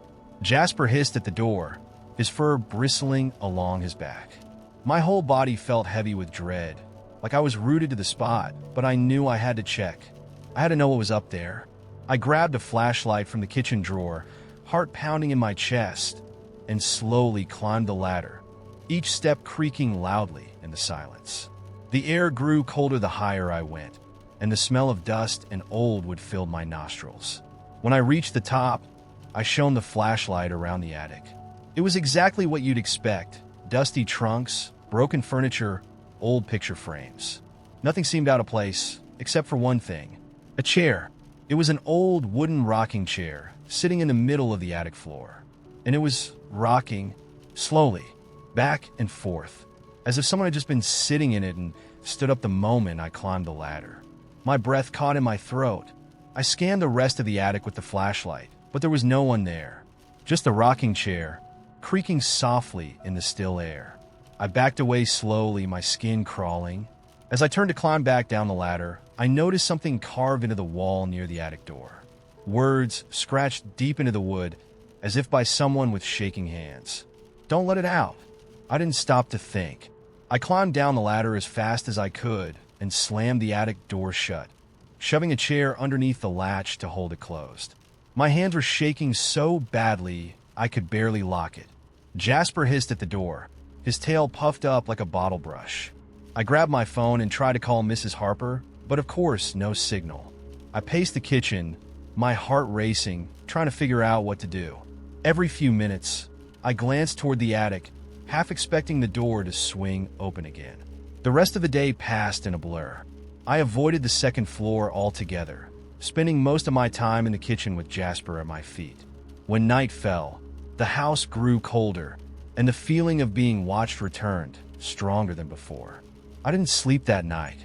I sat on the couch with every light in the house turned on, listening. And just after midnight, I heard it again. The slow, deliberate thud of footsteps moving across the attic floor. But this time they didn't stop. They grew louder, moving down the length of the attic. And then, with a low creak, I heard the ladder slide down again. The door at the top of the stairs rattled. Once, twice, and then it swung open. I didn't wait to see what came out. I grabbed Jasper, bolted out the front door, and ran to my car, heart pounding in my ears. I drove all the way back to the city without stopping, not even to grab my things. I left the lights on, the doors unlocked, and the ladder down. The next morning, I got a text from Mrs. Harper. "How's everything going?" "House okay." I stared at the message for a long time, my hands shaking. Then I typed back, "There's something in the attic." Her reply came almost instantly. "Did you open the door?" I didn't answer. I just blocked her number and never looked back. I don't know what was in that attic, and I don't want to know. All I know is that I listened to the footsteps, and whatever was up there, it's out now. This all went down during... I know how cliche that sounds, but it's true. There was always this unspoken rule between me and Hannah. No matter how close we got, no matter how many nights we stayed up talking, we would never... that line. We were friends, best friends, and that's how it was supposed to stay. It happened on a night that felt like it could go on forever. We both had a rough week. Hannah was some guy who ghosted her after 3 dates. Me dealing with a work project that had me running on fumes. So, as usual, she showed up at my place with snacks, beer, and that look on her face that said, "Let's forget the world for a while." We ended up sitting on the floor, the coffee table between us littered with empty bottles and half-eaten chips. Music was playing in the background, something mellow, one of her playlists that always hit just right. We talked about everything and nothing. Bad dates, office drama, the weird couple from down the hall that argued loud enough for both of us to hear. The kind of conversation that felt effortless, like we'd known each other forever. At some point, the conversation shifted to love. Real love, the kind that sticks around when things get hard. She asked me if I thought I'd ever find it. I shrugged, made some joke about how love was probably waiting for me in the frozen pizza aisle, and she laughed that laugh of hers, the one that made everything feel lighter. And then, just like that, the mood shifted. She looked at me, her smile fading, and said, "You know, if things were different, we'd probably be good together." I should have laughed it off like I always did when she said stuff like that. But instead, I just stared at her, my heart doing that stupid thing where it speeds up for no reason. "Yeah," I said quietly. "Maybe we would." It was one of those moments, one where you know without a doubt that everything is about to change. I could have stopped it. I should have. But instead, I leaned in, and before I knew it, we were kissing. And it wasn't just a friendly kiss either. It was the kind of kiss that felt like a confession, like all the things we'd been too scared to say were pouring out of us at once. We ended up in my bed, and it felt so right. It was almost scary. Every touch, every kiss, every whispered breath. It was like we were exactly where we were supposed to be. For a little while, the world outside didn't matter. It was just me and her, tangled up in the dark, pretending like we could stay there forever. The morning after, everything felt fragile, like glass balanced on the edge of a table. We both knew we'd crossed a line, and neither of us had a clue what to do about it. She stayed for breakfast, scrambled eggs, and bad coffee. And we talked, but not about the thing we needed to talk about. It was like we were both waiting for the other to bring it up. And when neither of us did, the moment passed. For a while, we kept pretending nothing had changed. But it had. Every time we hung out, there was this undercurrent between us, this constant hum of something unspoken. And every time we ended up in bed together, it felt less like a mistake and more like a habit. A dangerous, beautiful habit we didn't know how to quit. The thing is, I started to fall for her. Hard. I told myself I wouldn't. That we were just friends. That this was just a fling. That it didn't mean anything. But it did. Every time she laughed at one of my stupid jokes, every time she fell asleep with her head on my chest, I felt myself sinking deeper. And I was terrified because I knew in my bones, that she didn't feel the same. It all came crashing down one night after we'd been doing this. Whatever it was, for a couple of months, she was lying next to me, scrolling through her phone when she mentioned, almost casually, that she had a date the next day. I felt like I'd been punched in the stomach, but I kept my voice light. A date? Yeah, she said, not looking up from her phone. Nothing serious, just some guy from work. I forced a smile, even though it felt like my heart was breaking in my chest. That's cool, I lied.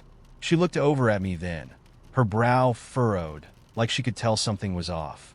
You're okay with this, right? And here's where I could have told her the truth. I could have told her that I wasn't okay, that I was in love with her, that every time she left my bed, it felt like a piece of me was leaving with her. But I didn't. Instead, I smiled and said, "Of course. Why wouldn't I be?" She smiled back, relieved, and that was the moment I knew I'd lost her. We kept sleeping together after that, but it was different. She was pulling away, and I was holding on too tight, trying to keep us together even though I knew, deep down, that it was already over. Every touch felt like a goodbye, every kiss like the last one. And the worst part? I didn't know how to let her go.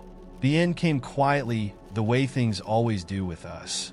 One night, after we'd hooked up, she kissed me on the forehead, something she'd never done before, and whispered, "We can't keep doing this." I nodded, even though it felt like my heart was shattering. I know. And just like that, it was over. We tried to stay friends, but it didn't work. Every conversation felt forced, every laugh tinged with sadness. And slowly, painfully, we drifted apart. Not because we wanted to, but because we didn't know how to stay. It's been months now, and I still think about her. Every time I see something she'd find funny, every time I hear a song she loves, every time my phone buzzes, and I hope, just for a second, that it's her. But it never is. People always say that sleeping with your best friend is either the best thing you'll ever do or the worst mistake you'll ever make. For me, it was both. For a little while, I had everything I ever wanted. And then just like that, it was gone. Would I do it all over again? Honestly, I don't know. Part of me wishes I never kissed her, never crossed that line. But another part of me is glad I did, because at least for a little while, I got to love her, even if she never really loved me back. And maybe in the end, that's the best we can hope for. A moment, a chance, even if it doesn't last, a night our school had ever seen. And every time someone passed by it, they'd smile and say, "Remember the fountain?" Yeah, we remember. The beginning of the end wasn't explosive. It was quiet, so quiet that I almost missed it. It started with the way he stopped asking about my day. I'd tell him anyway, talking through the little moments, something funny that happened at work, a weird thing I saw at the store, hoping to spark the conversations we used to have. But he just nodded absently, eyes on his phone, scrolling through God knows what. I told myself it was normal. Everyone gets comfortable in relationships. Things slowed down after a few years, right? Then he started coming home later. At first, it was once or twice a week, always with a plausible excuse. Got stuck at work, or had to grab a drink with a buddy. But it became more frequent, until late nights became the new normal. When I asked about it, he'd give me that tired, dismissive smile. "It's nothing," he'd say. "You're overthinking it." He was good at making me doubt myself. Every time I tried to bring up how distant he'd become, he'd flip it back on me. "You're being paranoid," he'd say. "Don't you trust me?" And I did, at least I wanted to, but the knot in my stomach told me otherwise. The night it really hit me, we were at a friend's party. He'd been acting strange all night, glued to his phone, stepping away every time it buzzed. I tried to ignore it, tried to enjoy the evening, but that little voice in the back of my head kept whispering, something's not right. At one point, I saw him outside on the patio, phone pressed to his ear, speaking low and fast. I watched through the window, heart pounding in my chest, knowing exactly what was happening, but not ready to admit it to myself. When he came back inside, I asked, "Who was that?" "Just work," he said, brushing past me like it was nothing. But the way he avoided my eyes told me everything I needed to know. A few days later, I decided to test a theory. He told me he had to work late again, same story as always. This time, I didn't argue. Instead, I tracked his location on the app we shared for safety. It wasn't a habit I'd ever developed, but I was desperate. And there was his little dot, not at his office, but parked at some apartment complex across town. My chest tightened, and I sat on the couch, gripping my phone like it was the only thing keeping me grounded. I stared at that little blue dot for over an hour, hoping it would move, hoping it would disappear, hoping for some miracle that would make it all make sense. But it stayed right where it was. When he got home that night, I was waiting. "How was work?" I asked, voice calm, steady. He smiled, kissed me on the cheek, and said, "Exhausting." I nodded, heart pounding so loud I thought he might hear it. "You were at the office the whole time?" He froze, just for a second, but it was enough. Then he laughed, shaking his head. "Where else would I be?" I stared at him, waiting for the guilt to creep in, for him to crack. But he didn't. He just stood there, calm as ever, like lying came as naturally to him as breathing. That was the moment I knew, really, truly knew, there was someone else.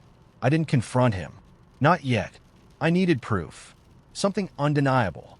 So the next day, when he left for work, I followed him. I felt ridiculous, like I was living in some bad soap opera. But I couldn't stop myself.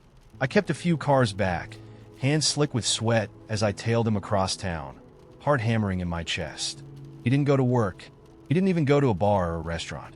He went straight to that same apartment complex, parked in the same spot, and walked inside like he belonged there. I sat in my car, numb, watching the door he disappeared through, my brain struggling to keep up with what my eyes were seeing. I wanted to storm in there, to scream, to drag him out and demand an explanation. But instead, I just sat there, frozen, heartbroken in the most silent way imaginable. That night, I didn't say a word. I let him come home, kiss me goodnight, and crawl into bed like everything was fine. I lay there beside him, staring at the ceiling, feeling like I was trapped inside a nightmare I couldn't wake up from. The person I loved, the person I thought I knew, was lying to me, right there breathing softly beside me. The next morning, I made my decision. I wasn't going to fight for someone who had already left me behind. So, while he was in the shower, I packed a bag. I left the keys on the counter along with a note that simply said, "I know." I walked out the door without looking back. I didn't need to hear his excuses. I didn't need to listen to his lies. I already knew everything I needed to know. He called that night, once, twice, 3 times. I didn't answer. His text followed soon after. "It's not what you think. We can talk about this. Please don't do this." I blocked his number before I could second-guess myself. I knew the cycle too well. He'd lie, apologize, promise to change, and then do it all over again. I wasn't going to give him that chance. It's been 6 months now. Some days, I still wake up reaching for him, only to remember he's not there. And some nights, I lie awake, replaying every little moment, wondering how I missed the signs. But the truth is, I didn't miss them. I saw them. I just didn't want to believe them. Now I know better. I've learned to trust my gut, to listen to that little voice that whispers when something isn't right. Because love isn't supposed to make you feel paranoid. It's not supposed to make you feel like you're going crazy. And if it does, that's not love. That's betrayal, dressed up in excuses. I saw him the other day, walking down the street with her, the woman from the apartment. They looked happy, laughing about something I'll never know. For a moment, I felt a sharp pang of jealousy, followed by a wave of relief. Because he's not my problem anymore. And maybe, just maybe, that's the happiest ending I could have hoped for. It started on a Thursday. Not a weekend, not a wild night out. Just a random, ordinary Thursday. I got to meet some coworkers for happy hour after a long, soul-sucking day. The kind of day that leaves you drained and desperate for a drink. I wasn't dressed to impress. Just jeans, an old sweater, and that low-grade exhaustion you carry around like an accessory. I told myself I'd stay for one drink, maybe two, and head home early. But then he walked in. I noticed him right away, not because he was the hottest guy in the room, but because there was something magnetic about the way he carried himself. Like he knew exactly who he was and didn't need to convince anyone else. He slid up to the bar next to me and ordered a whiskey neat, which made me smirk. It was such a try-hard drink, the kind of order that practically begs you to ask, "So, what's your story?" And because I had just enough gin to be brave, I did. He turned toward me, eyebrows raised in surprise, and flashed a grin that could have melted glass. "Depends," he said. "Do you really want to know? Or are you just making conversation?" There's a moment, right before you dive into something reckless, when you could still turn back. When you could smile politely, sip your drink, and let the night end quietly. I saw that moment flash in front of me, and then I let it pass. "Try me," I said, matching his grin. And just like that, we were off. We talked for hours, long after my coworkers had left and the bar started thinning out. It was easy, like slipping into a warm bath after a cold day. He was funny, but not in an obvious way. More like he had a secret he was waiting for you to discover. And the way he looked at me, with just enough curiosity to make me feel like the most interesting person in the world, yeah, I was hooked. It wasn't long before he suggested we move the party somewhere quieter. I knew exactly what he meant, and I didn't hesitate. The night felt too good to ruin with second-guessing. We grabbed our coats, stumbled out into the cool night air, and hailed a cab, his hand resting on my knee the whole ride back to his place. His apartment was small but cozy, with mismatched furniture and an old record player in the corner that gave the room a kind of offbeat charm. He put on some soft jazz, of course he did, and poured us each another drink, though we both knew we wouldn't finish them. We didn't waste time. The second he sat down next to me, we were all over each other, kissing like we'd been waiting years for this moment instead of just a few hours. His hands were warm, his touch confident without being rushed. I let myself get lost in it, in him, in the thrill of doing something completely out of character on a night that was supposed to be ordinary. And for a while it was perfect, but mornings never lie. I woke up tangled in his sheets, the light from the window slanting across his bare back, and that familiar knot forming in my chest. For a few blissful seconds, I forgot where I was, who I was with, and why my heart felt so heavy. But then it all came rushing back. The bar, the drinks, the laughter, the kisses, and the sharp realization that this was just another night in a long string of nights that left me feeling emptier than before. He was still asleep, his breathing slow and steady, and I could have stayed. I could have waited for him to wake up, tried to stretch the moment a little longer, pretended that maybe this time it would feel different. But I knew better. It never feels different. I slipped out of bed, careful not to wake him, and started gathering my clothes from the floor. There's something uniquely humiliating about putting on last night's clothes in the morning light, like they carry the weight of every bad decision you've ever made. I was almost to the door when his voice stopped me. "You sneaking out?" he asked, his voice groggy but amused. I turned around, forcing a smile. "Yeah, I got work." It was a lie, of course, but an easy one. He didn't need to know that all I really had waiting for me was an empty apartment and a day full of avoiding my own thoughts. He smiled, not unkindly. "Take care." And that was it. No promises, no numbers exchanged, no awkward attempt to make it more than what it was. Just two people colliding in the night and drifting apart by morning. The walk to the curb felt longer than it should have, the cold air biting at my skin as if to punish me for being foolish enough to believe the night could have ended any other way. I ordered an Uber, shivering in my thin coat, and tried to shake off the lingering sadness that clung to me like cigarette smoke. I told myself it was fine, that it didn't matter, that I was too grown to let one random night mess with my head. But as the car pulled away from the curb, I felt that familiar ache settle in, a quiet, persistent longing I couldn't quite name. It wasn't just about him. It never is. It's about the pattern. The way I keep throwing myself into these fleeting moments, hoping that somehow this one will be different, that this one will leave me feeling full instead of empty. But it never does. I got home, kicked off my shoes, and collapsed onto my bed, not even bothering to change. I stared at the ceiling, feeling the silence press down on me, and wondered, how many more nights like this am I going to have before I finally admit that I want something more? It's easy to tell yourself that casual sex is fun, that it's just part of being young and free. But no one talks about the mornings after, when the fun is gone, and all you're left with is the gnawing sense that you're running out of things to distract yourself with. I know I'll go out again. I'll flirt, drink too much, and let myself get swept up in moments that feel bigger than they are. And I'll keep telling myself that I don't care how they end. But deep down, I do care. I care more than I want to admit. Because the truth is, I don't want another night. I want mornings that don't leave me feeling like I'm missing something I can't quite put into words. Maybe I'll find it someday. Or maybe I won't. But for now, all I could do is keep going one night at a time, hoping that eventually the mornings will hurt a little less. The argument started over socks. Not just any socks, though, my socks. Specifically, the fact that I left them on the living room floor, and according to my roommate, this was proof that I was slowly descending into chaos.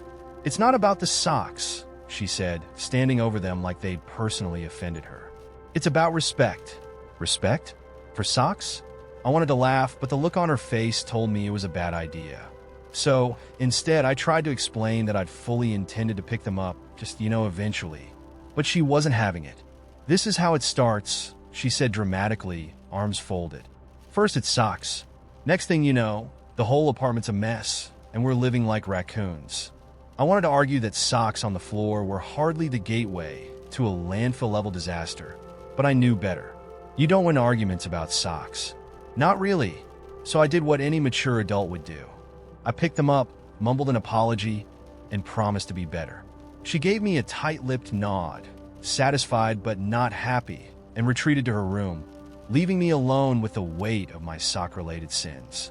I stood there for a minute, holding the offending socks in my hand, and wondering how my life had reached a point where I was having a moral standoff over laundry. I tossed the socks into my room, where they landed in the general vicinity of the hamper. Close enough. Then I flopped onto the couch and tried to decompress. But the fight still lingered, buzzing in the background like a fluorescent light you can't turn off. It wasn't really about the socks. It never is. It was about the way life sneaks up on you in small, stupid ways, and suddenly, you're arguing with someone you care about over things that don't matter. The problem is when you live with someone, the little things add up. The dishes left in the sink, the shoes by the door, the way I hum without realizing it. These things don't seem like a big deal until they do. And by the time they do, it's not just about socks or dishes or shoes.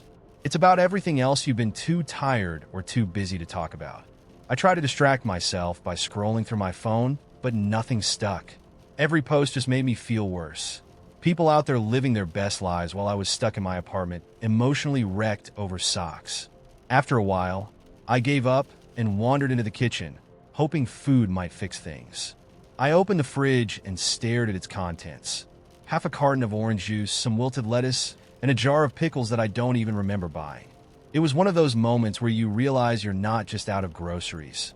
You're out of hope. I sighed, closed the fridge, and grabbed a handful of pretzels from the pantry. It wasn't a solution, but it was good enough for now. I stood by the counter, eating pretzels in the dark, trying to figure out how something as simple as socks could make me feel like a failure. Then my phone buzzed, a message from my roommate. Sorry for snapping earlier. It's been a day. I stared at the text for a second, surprised. We don't usually do apologies, not for the small stuff. Usually, we just let the tension dissolve on its own, like ice cubes melting in a drink. No worries, I typed back, then added, I get it. I'll try to keep the socks in check. She replied with a thumbs up emoji, and just like that, the whole thing felt less heavy. I sat on the couch, finishing the last of the pretzels and feeling a little better. Maybe this was what adulthood was, navigating small frustrations, finding ways to apologize without making a big deal of it, and learning that not every argument is a declaration of war. Sometimes it's just about socks. I thought about going to bed, but I wasn't ready to call it a night just yet. So I turned on the TV and scrolled through streaming options, looking for something familiar. I settled on a show I've seen 1,000 times. Not because I was in the mood to watch it, but because it felt like comfort food. And as I sat there, bathed in the soft glow of the TV, I realized that life wasn't about grand gestures or perfect moments. It was about the little things, both the annoyances and the small acts of kindness. It was about learning how to live alongside other people, even when their quirks drive you nuts. It was about knowing when to say, "I'm sorry," and when to let things go. Maybe that's all any of us are really doing, figuring out how to live with the socks on the floor one day at a time. The first time I tried to ask a woman out, I ended up with an accidental restraining order. Okay, not exactly a restraining order, but definitely a situation that made me rethink my approach to dating for a long, long time. It all started at my local bookstore. I wasn't even planning on talking to anyone. I was just there to browse, maybe pick up a new fantasy novel, and call it a day. But then I saw her. She was standing in the fiction aisle, flipping through a hardcover copy of Dune, and I swear, my brain short-circuited. She was gorgeous, sure, but not in that unapproachable, intimidating way. She looked like the kind of person who stays up way too late reading under a blanket. Someone you could argue with about the correct Star Wars viewing order. In other words, my dream girl. Now, I'm not great with people. I've never been that guy who can just walk up to a stranger and charm their socks off. But something about her, maybe the fact that she was wearing a Gryffindor hoodie, made me think, okay, I've got this. Just say something about the book. Easy. So I took a deep breath, walked over to her, and said the first thing that popped into my head. Hey, Dune's great. If you like books that are 90% sand and suffering. She looked up, startled, and for a second I thought I'd blown it. But then she smiled. A small, amused smile that gave me a glimmer of hope. You're not wrong, she said, closing the book with a soft thud. I've been trying to get through it for a month, but I keep falling asleep halfway through the sandworm scenes. Okay, great. We were off to a good start. I could feel the confidence slowly trickling in. Now I just had to keep the conversation going without saying anything weird. So, what do you usually read? I asked, leaning casually against the bookshelf. Except I didn't notice that the shelf was slightly loose, and the second I leaned on it, the whole thing wobbled violently. Books toppled everywhere. A paperback smacked me square in the face, and I yelped like a wounded animal. The woman, bless her heart, tried not to laugh, but I could see the corners of her mouth twitching. "Oh my God, are you okay?" she asked, crouching to help me pick up the fallen books. "Yeah," I muttered, rubbing my forehead, just physically incapable of standing near furniture, apparently. We both laughed as we stacked the books back onto the shelf, and for a moment, I thought this might actually be going well. And then I made my second mistake. "So," I said, trying to sound casual, but probably coming off more like an over-eager puppy. "Do you want to maybe grab coffee sometime?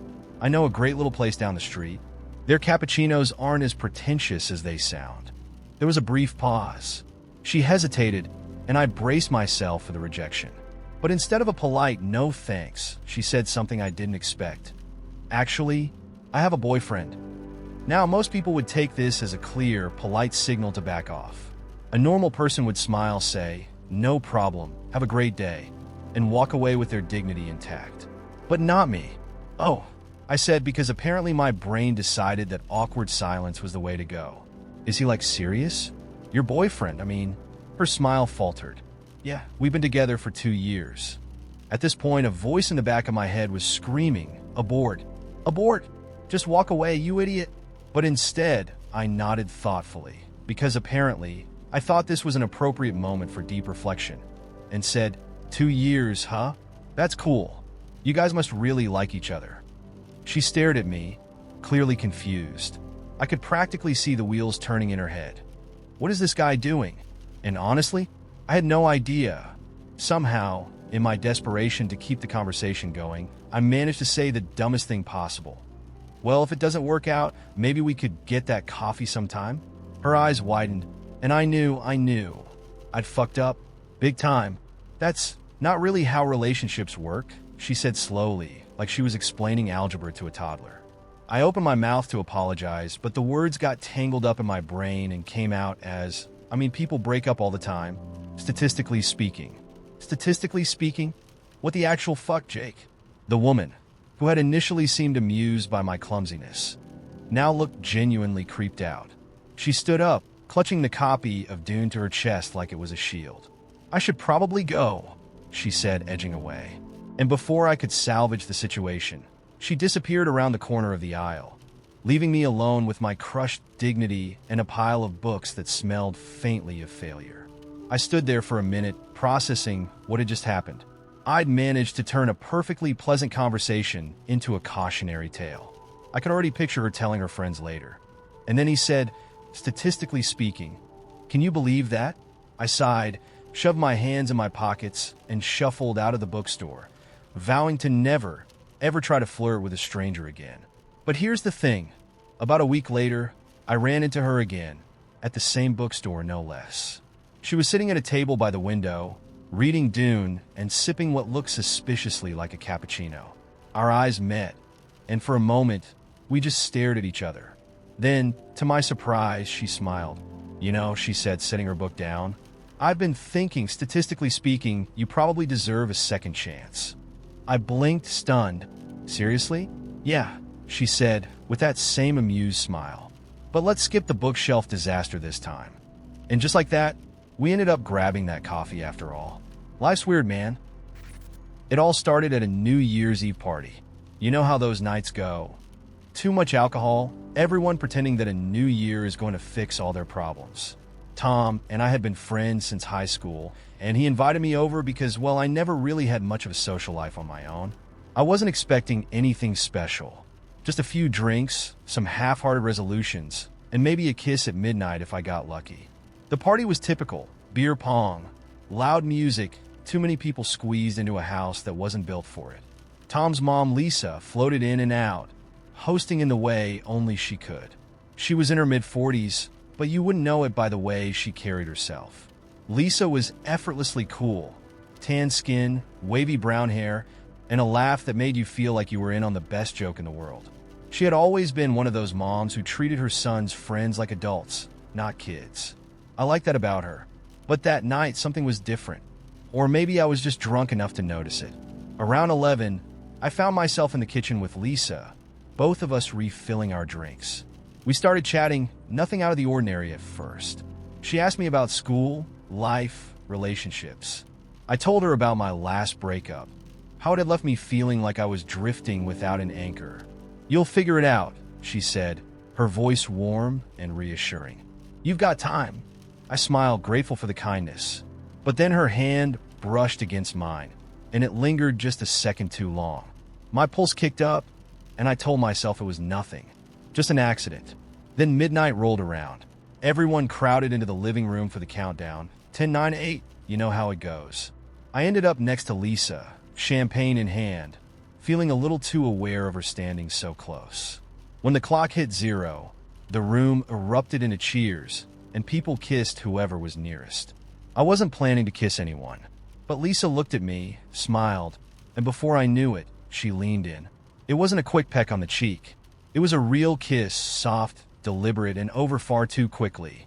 She pulled back, gave me a look that was somewhere between amused and daring, and then went off to mingle, leaving me standing there, stunned. I spent the rest of the night trying to act normal, but that kiss buzzed in my head like a neon sign. Every time I glanced her way, she caught my eye and smiled, like we were sharing a secret no one else knew. The party wound down around 2 a.m. Tom passed out on the couch, and most of the guests trickled out. I figured I'd crash there too. It wasn't the first time I'd stayed over. But as I was grabbing a blanket from the hall closet, Lisa appeared at the top of the stairs. "You can sleep in the guest room if you want," she offered, her voice low and casual. I nodded, suddenly too nervous to speak. As I made my way upstairs, she followed, her steps soft and measured behind me. She didn't say anything when I reached the guest room door, just gave me a small smile, then leaned in and kissed me again. And just like that, the line was crossed. We didn't make it to the bed. We barely made it through the door. The next few hours were a blur of tangled sheets and whispered names, the kind of passion that only comes from knowing how wrong it is. When it was over, we lay there in the dark, our breathing heavy and uneven, This doesn't have to be complicated, she whispered, tracing lazy circles on my chest. Just something fun. That's all. And for a while, that's what it was. We met up a few more times. Always when Tom wasn't around. Always with the same unspoken understanding that this was temporary. A fling. A secret. But secrets have a way of catching up with you. It wasn't long before Tom noticed something was off. I wasn't exactly subtle. I'd get weirdly quiet when Lisa was around, or I'd avoid hanging out at his place altogether. He asked me once if everything was okay between me and his mom. I lied through my teeth and told him everything was fine. But lies don't last forever. One night, about a month after that first kiss, Tom's girlfriend was scrolling through his mom's texts, just being nosy, not suspecting anything serious, and she found something. A message from Lisa to me. Something flirty, something that shouldn't have been there. Tom confronted me the next day. He didn't yell. He didn't throw punches. He just stood there, looking at me like I'd stabbed him in the back. "How long?" he asked quietly, his voice tight with hurt. I tried to explain, to apologize, but nothing I said mattered. The betrayal was too deep. "You were supposed to be my best friend," he whispered, his fists clenched at his sides. "How the fuck could you do this to me?" I didn't have an answer. There wasn't one. He told me to leave, and I did. That was the last time we spoke. He blocked me on everything, phone, social media, all of it. As for Lisa, things fizzled out after that. There was no dramatic ending, no big conversation about what went wrong. We both just stopped. It's been a few years now, and I still think about that night sometimes. About the moment I could have walked away, but didn't. About the friendship I threw away for something fleeting, something that never should have happened in the first place. Some mistakes you can move on from. But this one will haunt me for the rest of my life. There's one story from high school that haunts me to this day, not because of what we did, but because we somehow got away with it. We call it the ceiling incident. It involved a pizza, a hamster, and what I can only describe as the dumbest group of friends ever assembled. It all started during the last month of senior year, when nobody cared about anything anymore. The teachers had pretty much given up on us, and every class felt like a free period. I think the moment that really set things in motion was when our friend Dave, who had an unnatural obsession with pushing limits, sat down at our lunch table one day and said, "You guys ever wonder if we could crawl through the ceiling tiles and make it to the principal's office?"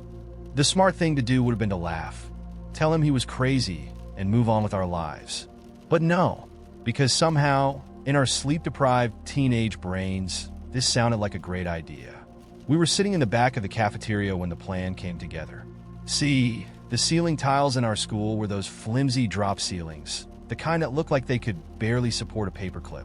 But for some reason, we convinced ourselves that if we spread our weight just right, we could crawl through the ceiling without crashing through it. And because no dumb plan is complete without a ridiculous twist, Dave added a challenge. Whoever made it the furthest through the ceiling would win a pizza, paid for by the rest of us. And for no logical reason, we also decided to sneak a hamster along with us. You know, Dave said, just for morale. Nobody questioned this. We stole the hamster from the biology classroom. His name was Mr. Pickles, and he was surprisingly chill about being stuffed into a pencil case for the mission.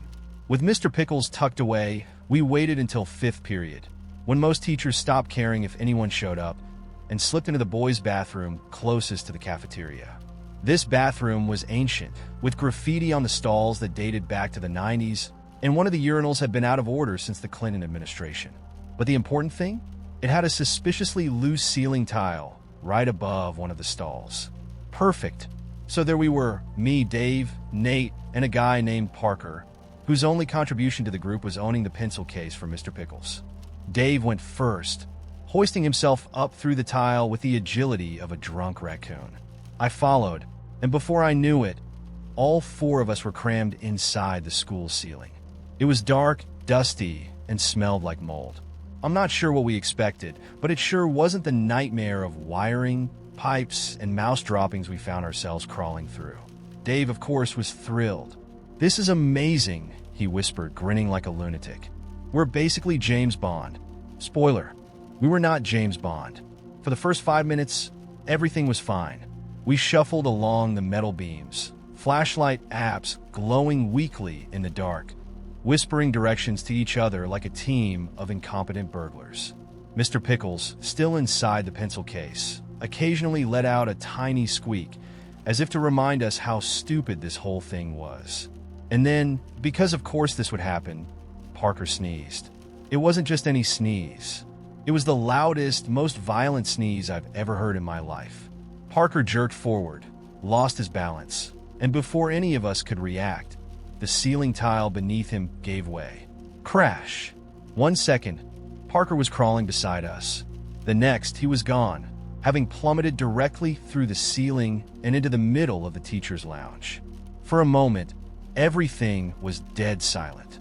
All we could hear was the distant hum of the vending machine below us. And then, from the gaping hole where Parker had just fallen, came a faint voice. "I'm okay." Absolute panic set in. Dave started crawling faster.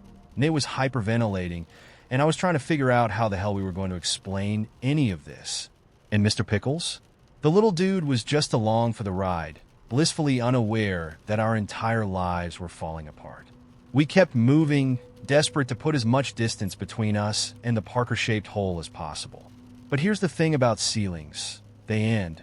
We reached the edge of the hallway ceiling and realized we had nowhere else to go. "Shit," Dave whispered. "We're trapped." That's when Nate, who had been suspiciously quiet up until this point, whispered the words that still haunt me. "We're not trapped if we go down the other way." Before any of us could stop him, Nate kicked open a ceiling tile and dropped down, right into the middle of the library, where a group of freshmen were studying for finals. The poor kids stared at Nate like he was a ghost, and one of them actually screamed. Without missing a beat, Nate gave them a quick thumbs up, said, "This didn't happen," and bolted out the door. At this point, Dave and I knew the mission was over.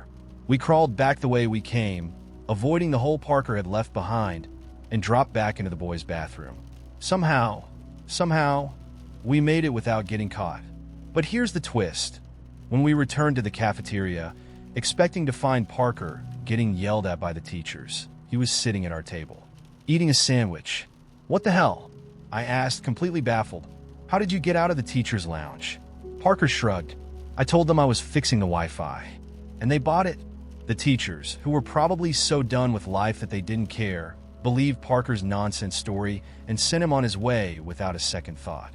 The man had fallen through the ceiling, landed in their break room, and walked away scot-free. To this day, I don't know how we pulled it off. Nobody got suspended. Mr. Pickles made it back to his cage unharmed. And Parker? Parker never even paid for the pizza. And that's the story of how we tried to crawl through the ceiling, failed spectacularly, and somehow managed to come out on top. We were supposed to just be friends. That was the deal, always had been. No drama, no complications, just two people who got each other better than anyone else ever could. And for years it worked, until it didn't. It was the night after my birthday.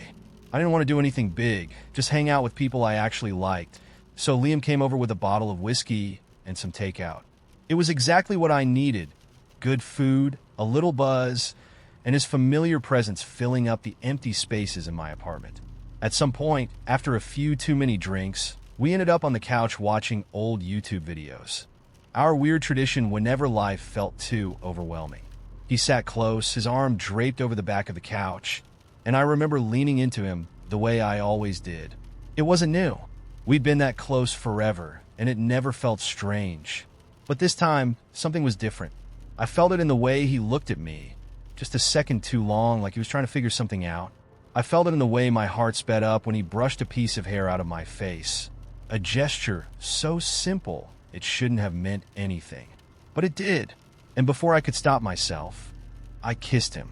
He froze just for a second, but then he kissed me back, and it was like everything I'd been holding in for years suddenly cracked wide open. It wasn't just a kiss, it was a question, a plea, a confession. And when we finally pulled apart, we just sat there, breathing hard, staring at each other like we didn't recognize the people we'd just become. "Are we really doing this?" he asked, his voice quiet. "I don't know," I whispered. "Do you want?" He didn't answer.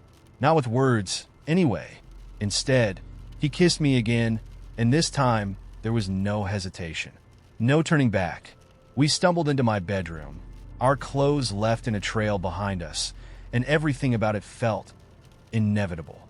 Like we'd been heading toward this moment from the very beginning, and neither of us had realized it until now. Afterward, we lay there in the dark, tangled in each other, the silence between us heavy and fragile. I waited for him to say something, anything, but he didn't, and neither did I. We just lay there, pretending that everything would still be okay in the morning. But it wasn't.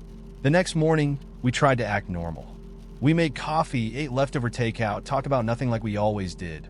But underneath it all, I could feel the shift, the crack in the foundation of everything we'd built together. We were both trying too hard, laughing too much, pretending too well. And when he left, I knew things would never be the same. We didn't talk about that night. Not really.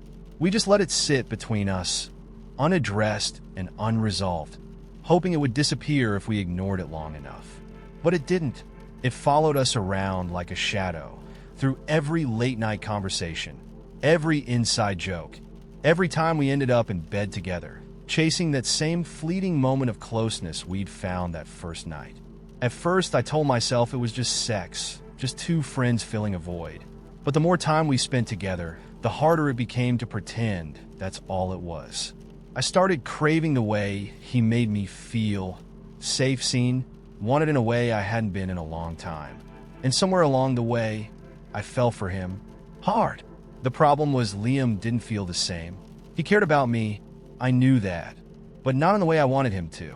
He was still Liam, the guy who showed up at my door with whiskey and bad jokes when life got hard, the guy who knew all my quirks and loved me anyway. But he wasn't mine. Not really.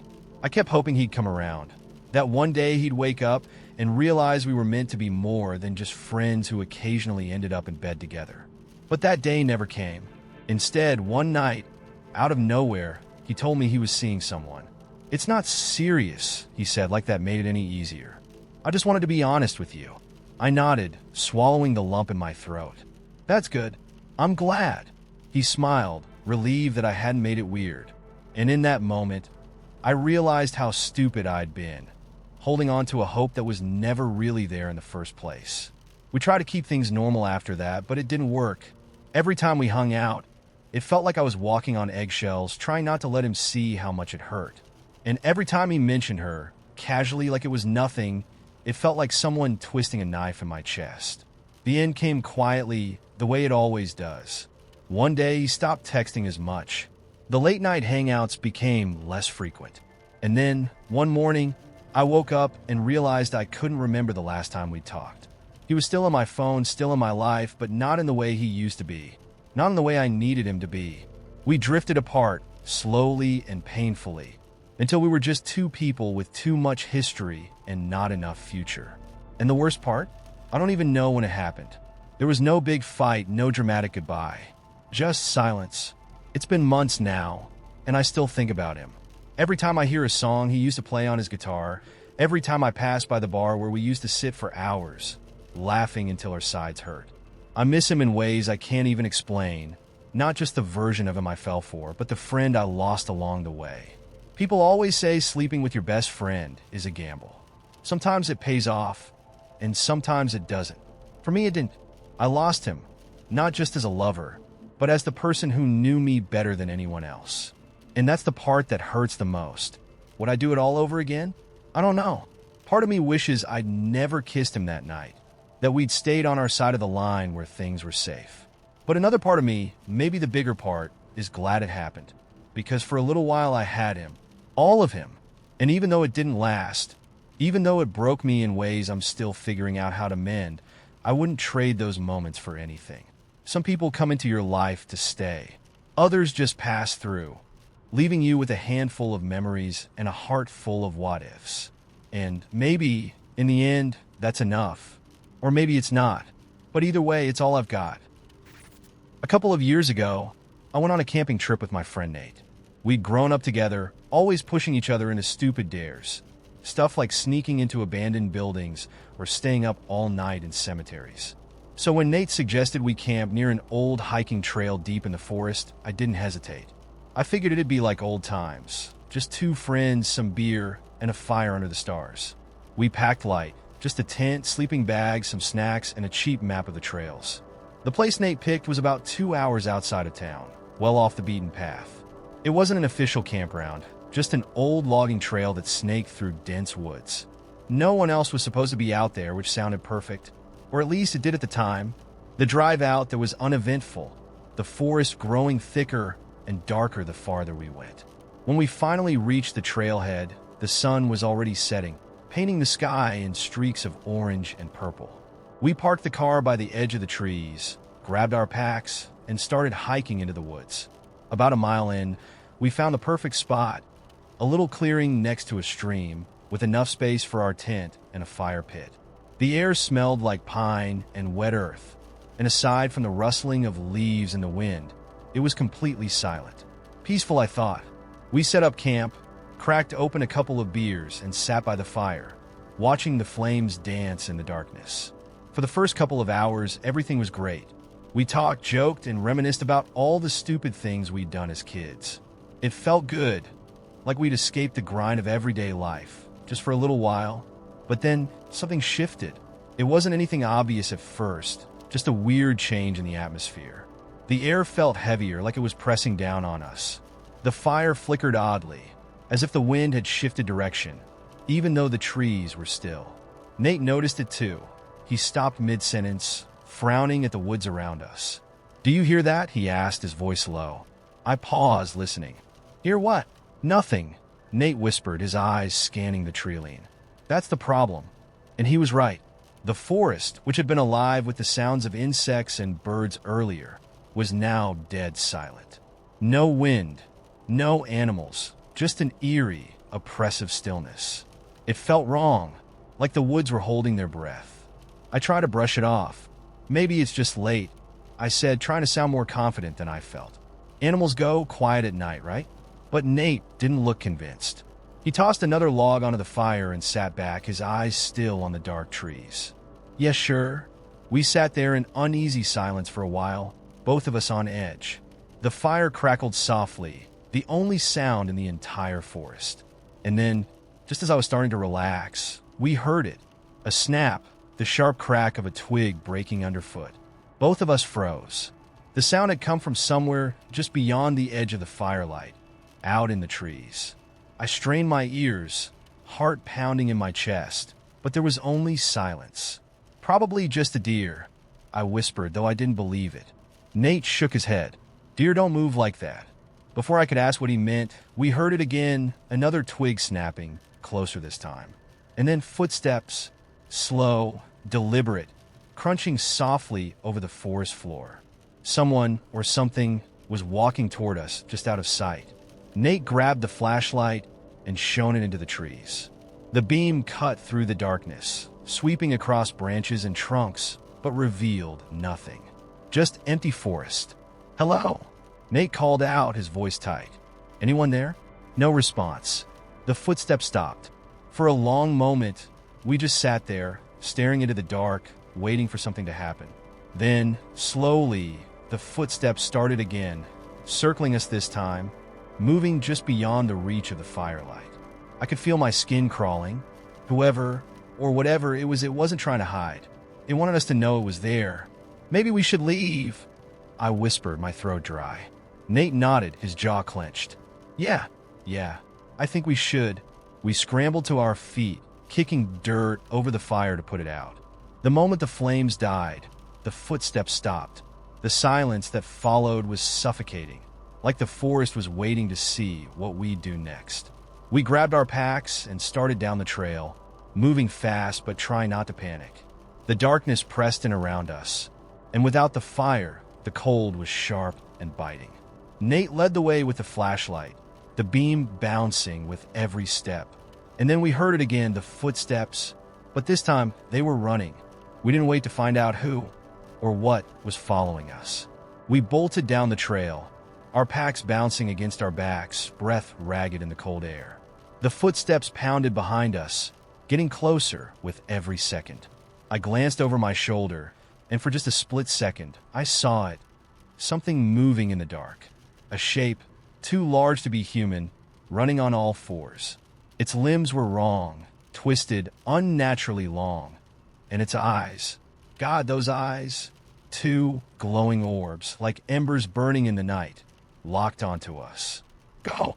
Nate shouted, and we ran harder, our legs burning, lungs screaming for air. The thing behind us let out a low, guttural growl, something halfway between a snarl and a laugh. I don't remember how we made it back to the car. 1 second we were running through the forest, and the next we were throwing ourselves into the vehicle, slamming the doors shut behind us.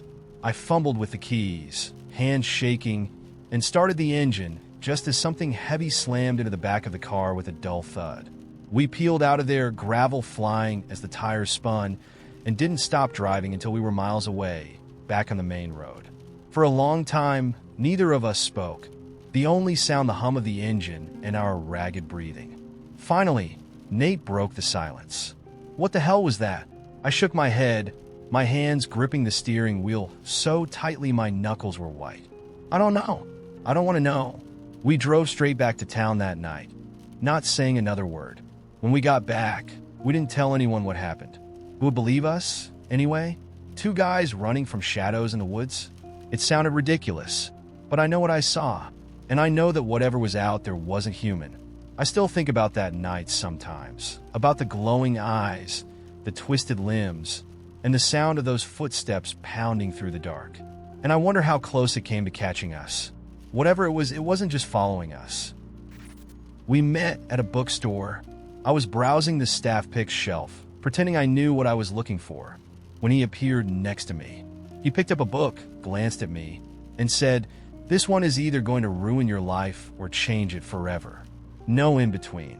I laughed, and somehow, that one small interaction turned into a half-hour conversation about everything: books, travel, embarrassing childhood stories. It felt natural, like we'd stumbled into each other at exactly the right moment. When we left the store, he asked if I wanted to grab coffee. Normally, I'd make up some excuse, or at least pretend to check my schedule. But with him, I didn't even hesitate. "Sure," I said, and just like that, the afternoon stretched into evening. We sat in this tiny cafe, surrounded by people typing furiously on laptops, and talked until the barista told us they were closing. It felt like the kind of connection people write movies about, unexpected, a little magical, and so easy it was almost suspicious. I gave him my number that night, and before I even made it home, there was a text from him. I can't remember the last time I had that much fun. Neither could I. We started seeing each other regularly after that.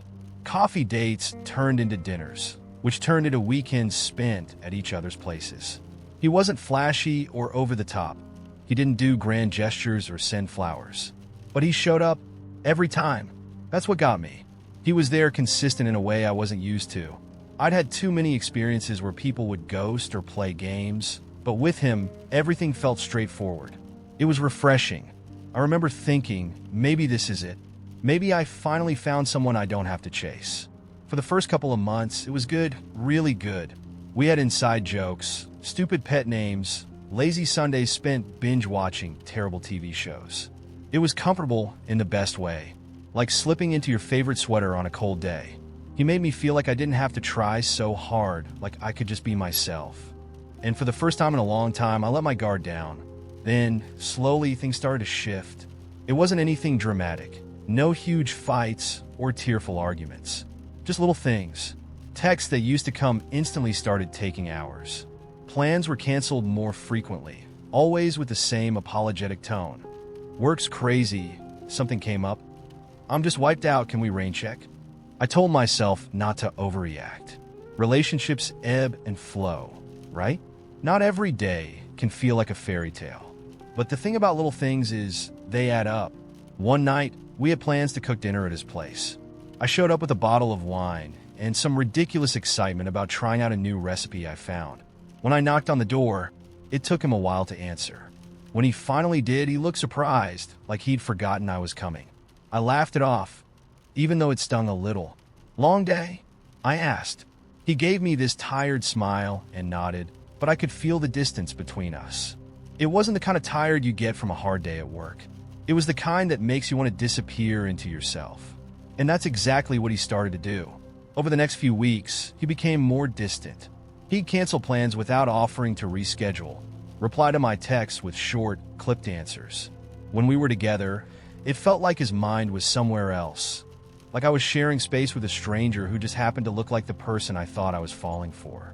I kept telling myself it was just a rough patch, that everyone goes through ups and downs.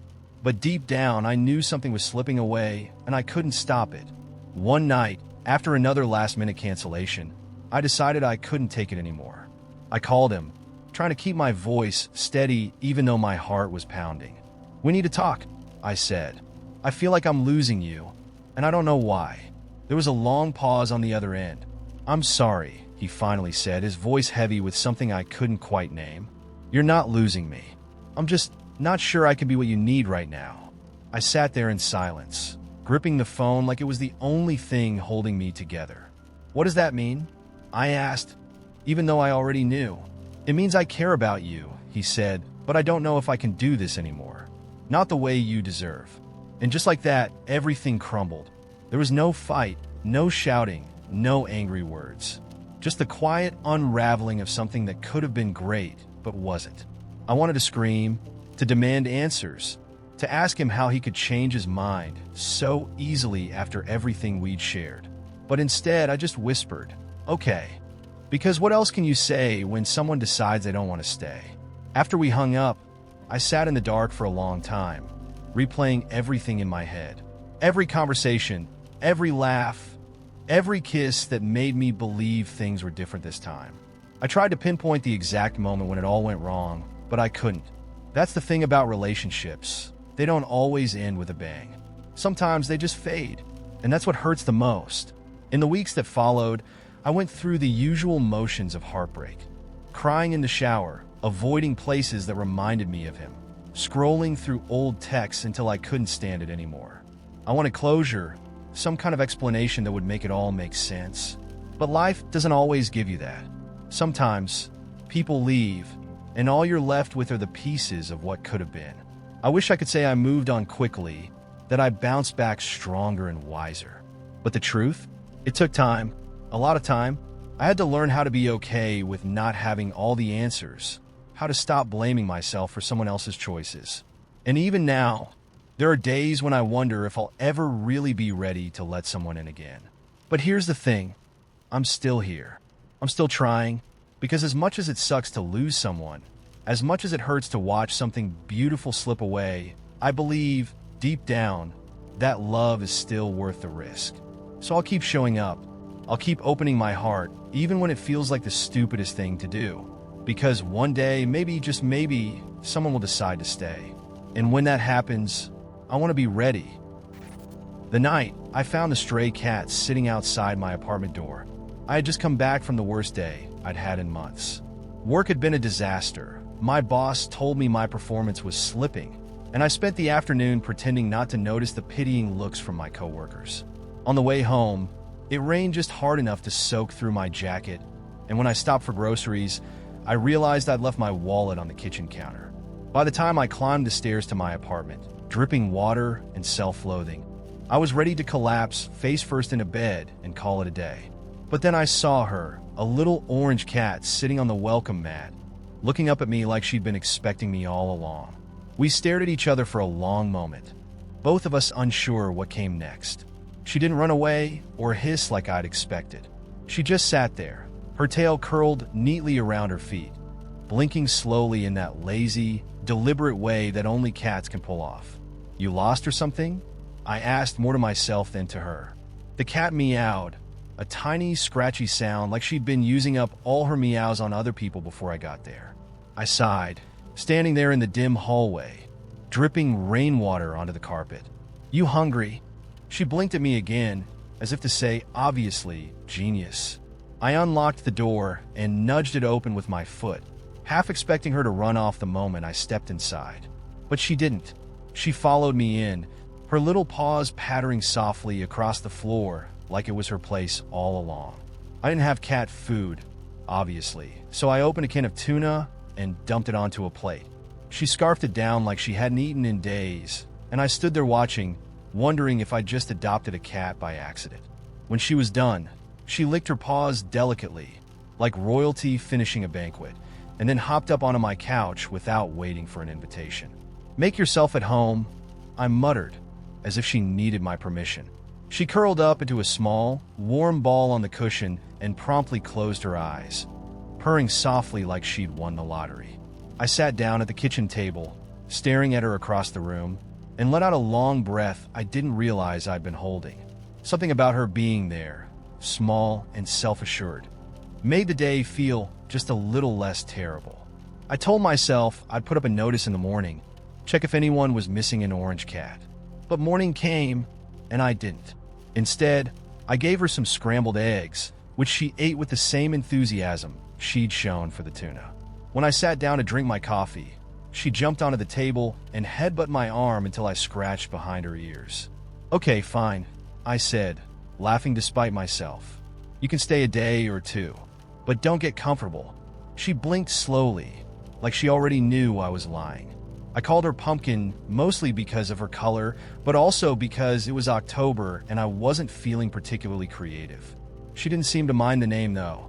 In fact, she responded better to it than I responded to most people. Days turned into a week, and Pumpkin stayed. I didn't even notice how quickly she slipped into my routine, as if she'd been living there forever. In the mornings, she'd sit by the window, watching the world wake up while I drank my coffee and scrolled mindlessly through emails. In the evenings, she curled up beside me on the couch, her little body warm and solid against mine as I binged TV shows I wasn't really paying attention to. She became the first thing I saw when I got home, always sitting by the door, tail flicking lazily, like she'd been waiting for me all day. And every time I opened the door and saw her there, that same small flicker of warmth would bloom in my chest, making everything else feel a little more bearable.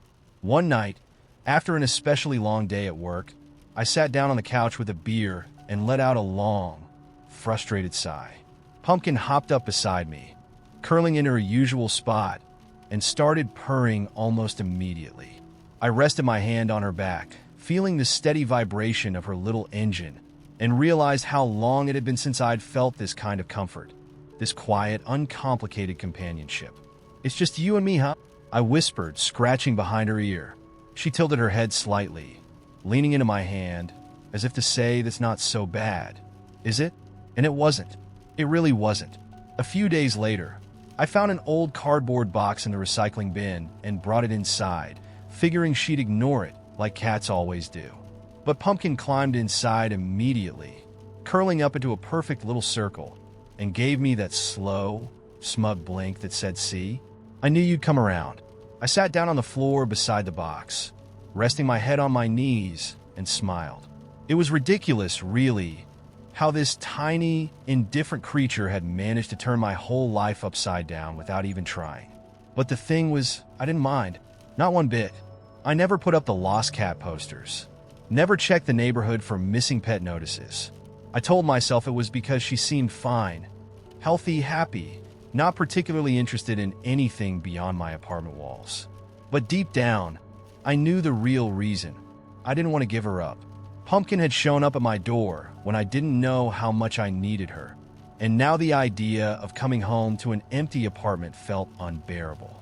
She wasn't just a cat. She was something else. A lifeline, maybe.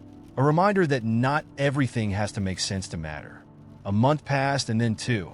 The days got shorter, the nights colder, and Pumpkin stayed. We settled into a rhythm, the kind of quiet companionship I hadn't known I needed. She was with me through everything, the good days, the bad ones, and the in-between moments when the world felt too heavy to carry alone. And somehow, with her by my side, it all felt a little lighter. One night, as I lay in bed with Pumpkin curled up against my side, I realized something. She didn't need me. Not really. Cats never do. But I needed her. And for reasons I'll never fully understand, she chose to stay. And that, I decided, was enough. It was the little things at first. They always are. You think, oh, it's nothing. I'm just being sensitive. But the truth is, little things are rarely just little things. They're the cracks before the whole thing breaks apart. I didn't know that then.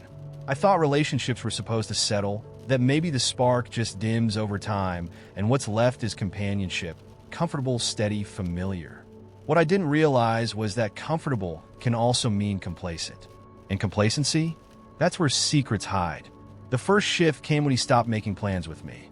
We used to go out every weekend, dinner, movies, spontaneous road trips to nowhere. But suddenly, his weekends were booked without me. "It's just the guys," he'd say, pulling on his jacket. "I'll be back later." At first, I didn't mind. Everyone needs their space, right? But when later started to mean 2 a.m., and sometimes not until the next morning, I started to feel the cracks beneath my feet. "Who were you with?"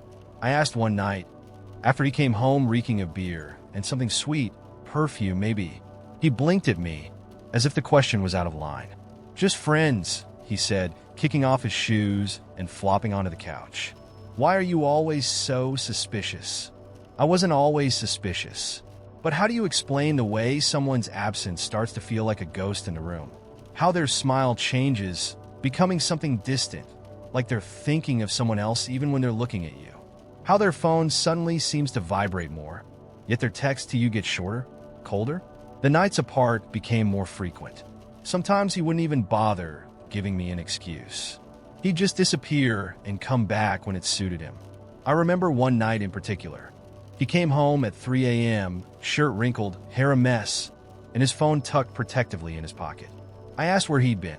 "You're being crazy," he said with a sigh, like I was the unreasonable one for wanting to know why my boyfriend hadn't come home until dawn. There's that word again, crazy. I can't tell you how many times he used it, how many times it made me feel like I was spiraling, imagining things that weren't real. But my gut told me otherwise.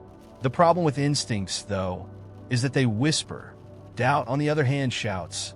One night, I stayed up waiting for him. He'd told me he was going to catch a quick drink with an old friend. By midnight, I knew that was a lie. By 2 a.m., I was sitting on the edge of our bed, heart pounding, staring at the clock, wondering if this was the night I'd get the truth, whether I wanted it or not.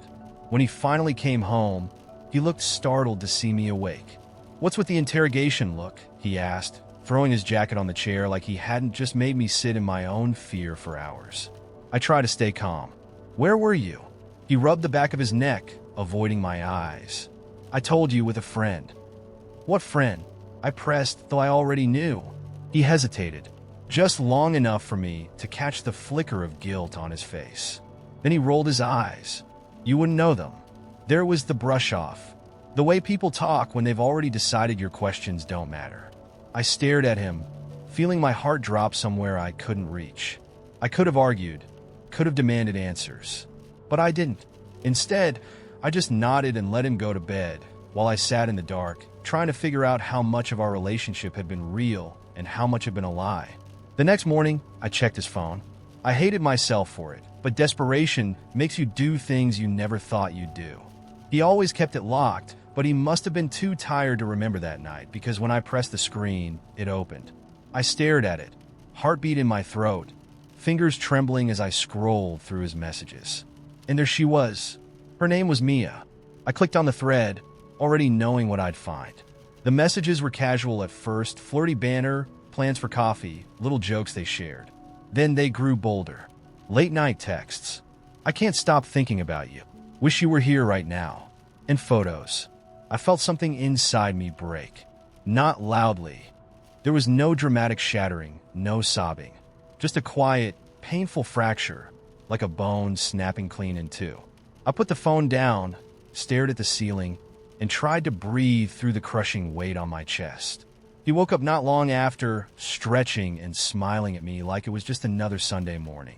I could have thrown the phone at him, screamed, demanded an explanation, but I didn't. Instead, I asked, "Do you love her?"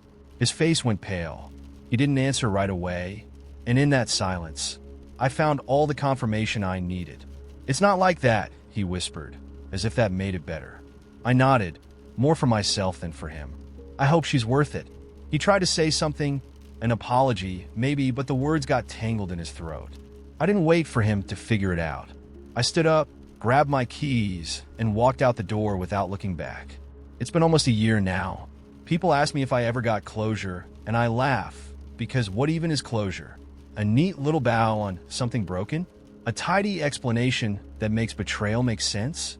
There's no such thing. Some things just end, and you have to learn how to live with the pieces. I still think about him sometimes. Not in a sad way, but in a curious way. like looking at an old scar and wondering how it ever hurt that much. And every time I think about texting him, just to see if he's still with her, I remind myself that some doors are better left closed. Because the truth is, it doesn't matter who he's with now. It doesn't matter who he was with then. What matters is that I'm free.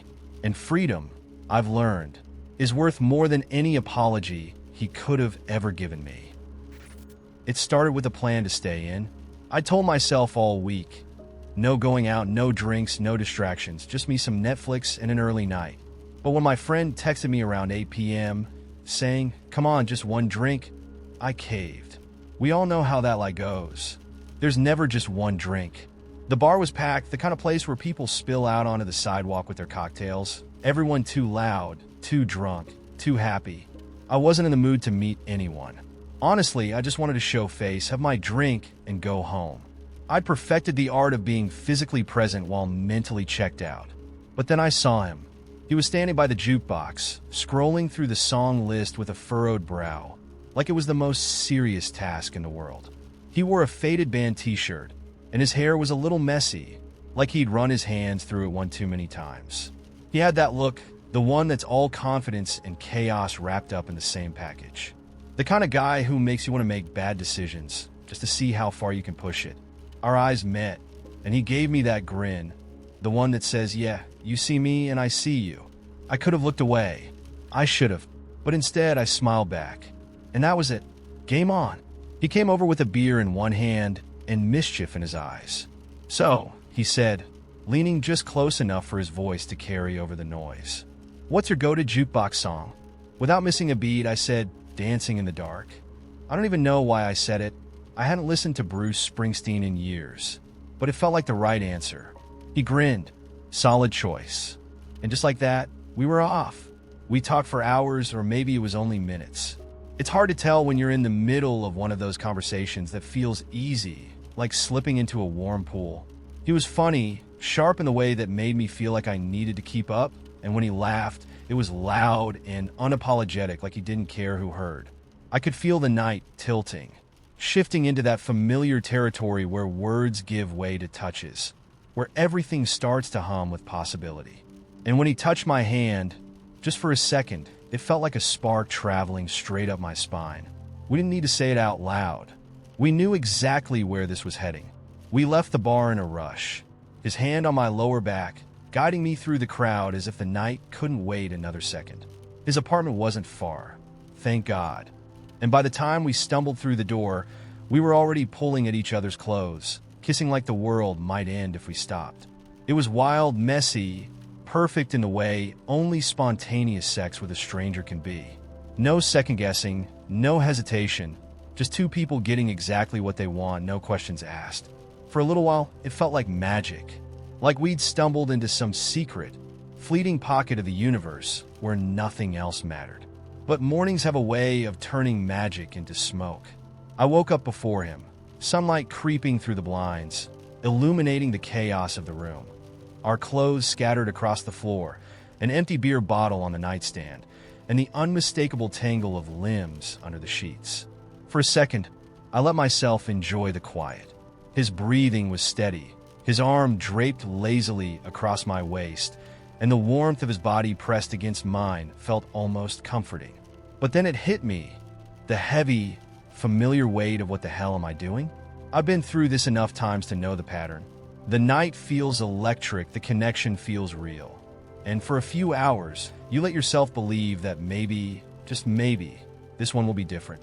But then morning comes, and the magic dissolves, leaving you with nothing but silence and the creeping realization that you're still exactly where you started. I knew I should leave. I should have quietly slipped out, gathered my things, and made my exit before he woke up. But something kept me frozen in place, staring at the ceiling like it held the answers I'd been chasing for far too long. Why did I keep doing this? Why did I keep telling myself that these moments, these nights would fill the space inside me that never seemed to stay full? I wasn't looking for love, not exactly, but I was looking for something, and the sad truth was I never found it. He stirred beside me, mumbling something incoherent, and I knew it was time to go.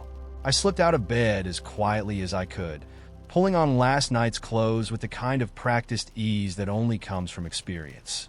He woke up just as I was slipping on my shoes, his voice groggy. "You sneaking out?" I smiled, but it didn't quite reach my eyes. "Yeah, early morning." He nodded, propping himself up on one elbow. "Take care then." And just like that, it was over. The walk home felt like every walk of shame before it, cold, quiet, and far too long. I wrapped my coat tighter around me, as if that would keep out the gnawing emptiness that had already settled in my chest. The Uber driver made polite small talk, but I wasn't listening. I was too busy wrestling with the same questions I always ask myself after nights like this. Why does it feel so good in the moment and so awful afterward? Why do I keep chasing something that never leaves me feeling whole? I got home, kicked off my shoes, and collapsed onto my couch, staring at the ceiling as if the answers were written somewhere in the cracks. I told myself it didn't matter, that it was just a night. But deep down, I knew the truth. I wanted more. I wanted mornings that didn't feel like endings. I wanted connection that didn't vanish with the sunrise. I still go out, still flirt, still let myself get swept up in the moment when the opportunity presents itself. But each time it feels a little less exciting and a little more exhausting. Like I'm running a race with no finish line. Maybe one day, I'll figure it out. Or maybe I won't. Maybe I'll keep searching for something that doesn't exist, chasing moments that burn bright and fade fast, always hoping that the next one will finally be the one that sticks. But for now, I'm just trying to survive the mornings, one day at a time. I don't know why I thought hitting on a woman at the gym was a good idea. Actually, I do know. It was pure stupidity mixed with pre-workout energy and the misguided confidence that comes from watching too many YouTube how to flirt videos. It all started because of her. I'd seen her a few times before, always at the squat rack, wearing those leggings that looked like they were scientifically designed to ruin men's ability to think straight. She had this intense, focused vibe, like she wasn't just working out, but training for the apocalypse. I knew approaching someone at the gym was risky. After all, no one likes to be interrupted mid-deadlift. But my brain convinced me this time would be different. Just be chill, compliment her form, or something. Easy. Yeah, right. I waited until she finished her set, then casually walked over, trying to act like I totally belonged in the weight room and wasn't just a cardio guy pretending to lift. "Hey," I said, flashing what I hoped was a friendly smile. That was some impressive squatting. She pulled out one earbud and gave me a polite buttboard look. "Thanks." Okay, not the warmest start, but not a complete disaster. I could recover. I've been meaning to improve my form. I continued, gesturing toward the barbell like an idiot. "Any tips? You seem like you know what you're doing." She raised an eyebrow, clearly skeptical. Keep your back straight and don't lift more than you can handle." "Great advice," I said, nodding like I'd just discovered the secrets of the universe. "So, do you come here often?" She blinked at me, slowly, like she was trying to decide if I was serious or just socially malfunctioning. "It's a gym," she said flatly. "So yeah." It was at this point that I should have walked away, just gracefully exited the conversation, and saved myself from further embarrassment. But no, my brain, in all its genius, decided to double down. "Well, I said, trying to sound smooth. I come here a lot too. Thought maybe we could spot each other sometime." She stared at me, deadpan. "You want me to spot you?" I nodded enthusiastically, not realizing until that exact moment how ridiculous it sounded. She was maybe 5 feet 4 inches on a good day, and here I was 6 feet tall, asking her to catch me if I dropped a barbell. She snorted. Not the cute, flirty kind of snort, more like the "I cannot believe this clown" kind of snort. "Dude, if you can't lift without a spotter, you probably shouldn't be lifting." Fair point. My cheeks burned, and I could feel my dignity shriveling up like a raisin in the sun. "Yeah, totally. You're right. That was dumb." She gave me a look that was half amusement, half pity, and put her earbud back in. "Good luck with your form," she said, turning back to her workout. And just like that, I was dismissed. Now, a normal person would have walked away at this point. Maybe hit the treadmill and quietly vowed never to speak to another human being at the gym again. But not me. Oh no. For some reason, maybe dehydration, maybe brain damage, I decided to salvage the situation. I turned around to leave, and immediately tripped over a stray kettlebell. It wasn't just a little stumble, either. I went down hard, like a cartoon character slipping on a banana peel. My water bottle flew out of my hand, bounced off a treadmill, and hit a guy doing bicep curls right in the shin. "Jesus, dude," the guy yelled, clutching his leg. I scrambled to my feet, face burning, and tried to play it off like I hadn't just made the most embarrassing exit in gym history. Sorry. Kettlebells, right? They'll get ya." No one laughed, not even a little. As I bent down to grab my water bottle, I heard a voice behind me, the woman I'd been trying, and failing, to flirt with. "You good there, champ?" I turned around, and to my surprise, she was smiling. Not a pity smile this time, an actual real smile. The kind that said, "Yeah, you're an idiot, but at least you're entertaining." Yeah, totally fine," I said, trying not to sound winded. Just, practicing my dismount." She laughed, a real, genuine laugh, and for a second I forgot all about the pain in my pride. "Tell you what," she said, tossing her towel over her shoulder. "If you survive the rest of your workout without injuring yourself, or anyone else, I'll let you buy me a smoothie." I blinked. "Wait, seriously?" "Yeah," she said, grinning. "But only if you promise to leave the kettlebells alone." I grinned back, relief flooding through me. "Deal." And just like that, what started as a complete disaster ended with the possibility of a smoothie date. Sure, I'd humiliated myself in front of half the gym, but somehow I'd managed to turn it around. As she walked off toward the treadmills, I looked down at Baxter. Oh wait, no Baxter this time, just me grinning like a fool. I may not have been smooth, but hey, at least I was persistent. The day started with the sound of my alarm not going off. I opened my eyes, checked the clock, and saw 8:42 a.m. staring back at me. My brain did the quick, cruel math. I was supposed to be at work at 9, and in that moment, time slowed to a syrupy crawl. The kind where you stare at your life choices in stunned disbelief while the rest of the world keeps moving. I threw off the blanket like I was escaping a fire, half tripping over the pile of clothes I'd told myself I'd fold 3 days ago. Toothbrush? Forget it. Shower? A luxury for someone who wasn't living on the edge of professional ruin. I threw on the first outfit I could find, which ended up being an old hoodie and jeans that probably had crumbs in the pockets from a road trip last month. By the time I made it to the door, shoes barely tied and laptop dangling from one hand, I realized the worst. No time for coffee. Not even bad, instant coffee. A caffeine-free Monday was now my reality. And let me tell you, I felt every second of it. Outside, the parking lot was unusually empty. I froze for a second, thinking I'd missed some kind of memo, maybe the world had ended, or it was a holiday I forgot about. But no, it was just a reminder that I lived in a building full of people who were better at life than me. I got in my car, hit the gas, and immediately heard the worst sound you can hear when you're already running late. A ding and that familiar glowing check engine light. I slapped the steering wheel in frustration, as if that would change anything. Not today, I muttered through gritted teeth, like I could intimidate the car into behaving. It did not behave. The engine wheezed like a 2-pack-a-day smoker climbing a staircase, but I kept driving, praying it wouldn't explode on the highway. When I finally pulled into the office parking lot, it was already 9:15.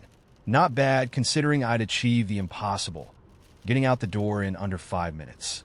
I rushed inside, heart pounding, only to find the front desk empty. The lights were dim, and then I saw it. A sticky note on the front door, flapping in the breeze like a taunt from the universe. "Office closed today for maintenance. See you tomorrow." I stood there, out of breath and mildly furious, as the reality of the situation settled in. I'd scrambled through my morning for nothing. Absolutely nothing. I could have stayed in bed. I could have had coffee. I could have been a functioning human being. Instead, I was standing outside a locked office, wearing mismatched socks and resentment. I leaned against the wall, pulled out my phone, and stared at the email inbox I should have checked before rushing out. Sure enough, there it was, an email from my boss, sent the night before. Reminder, no office hours tomorrow. Take the day to recharge. A smiley face at the end, like that was supposed to make me feel better. I closed the email and stuffed the phone back in my pocket, debating whether it was possible to go back to bed at 9:30 in the morning without it being considered a personal failure. I stood there for a moment, trying to decide if this was one of those signs from the universe people always talk about. A reminder to slow down, or quit my job, or move to a cabin in the woods and live off the grid. But instead of doing any of those things, I walked back to my car, where the check engine light was still glowing like a neon reminder of my bad luck. For a brief second, I considered ignoring it entirely, just driving around with reckless abandon until the engine gave up and forced me into a new lifestyle. But that felt too much like tempting fate, so I begrudgingly Googled the closest mechanic and headed in that direction, hoping I'd at least survive the trip. The mechanic shop smelled like grease and bad coffee. A guy at the counter, who looked like he'd seen every kind of car-related disaster imaginable, glanced up from his computer. "What's the problem?" he asked, as if he already knew the answer. "Check engine light," I muttered. "It came on this morning." He nodded, like it was the most predictable thing in the world. "Pop the hood. We'll take a look." I sat in the tiny waiting area, sipping from a styrofoam cup of coffee that tasted like regret, and staring at a TV playing a daytime talk show I wasn't interested in. A woman next to me scrolled through Instagram, occasionally sighing as if even social media had failed to entertain her. After what felt like an eternity, the mechanic reappeared, wiping his hands on a rag. "Good news," he said. "It's nothing serious, just a sensor acting up. I reset it for you." "That's it?"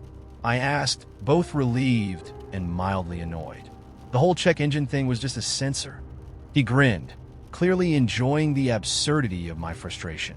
"Yup, happens all the time." I paid for the diagnostic, grabbed my keys, and left the shop, feeling a strange mix of gratitude and exhaustion. The sun was too bright, the day still too early. I sat in my car for a minute, trying to figure out what to do with myself now that I had a whole unexpected day off. I could go back to bed. I could finally clean my apartment, tackle the laundry, maybe even fold the clothes I've been kicking around for days. Or I could drive to the nearest coffee shop, order something overpriced, and sit there pretending I was one of those productive people who chooses to work remotely. I went with the coffee, because if nothing else, caffeine was the one part of my day I could still control. The barista greeted me with a cheerful, "Morning, what can I get started for you?" And for a moment, I envied her optimism. How do some people wake up in a good mood? Is it genetic? Do they know a secret I don't? I ordered a latte, grabbed a seat by the window, and watched the world outside. People walking their dogs, couples holding hands, a delivery driver sprinting back to his truck like he was on a game show. It was the kind of ordinary morning that should have been boring, but somehow felt like a gift. I took a sip of my coffee, savoring the warmth and the quiet, and let myself breathe for the first time all morning. Yeah, the day hadn't started how I wanted, but maybe that was okay. Maybe it didn't matter that I'd rushed out of bed for no reason, or that my car tried to betray me with a fake emergency. Life was just like that sometimes, messy and unpredictable, full of unnecessary panic and unexpected coffee breaks. And maybe, I thought, as I watched a pigeon land on the windowsill, the trick wasn't trying to control everything.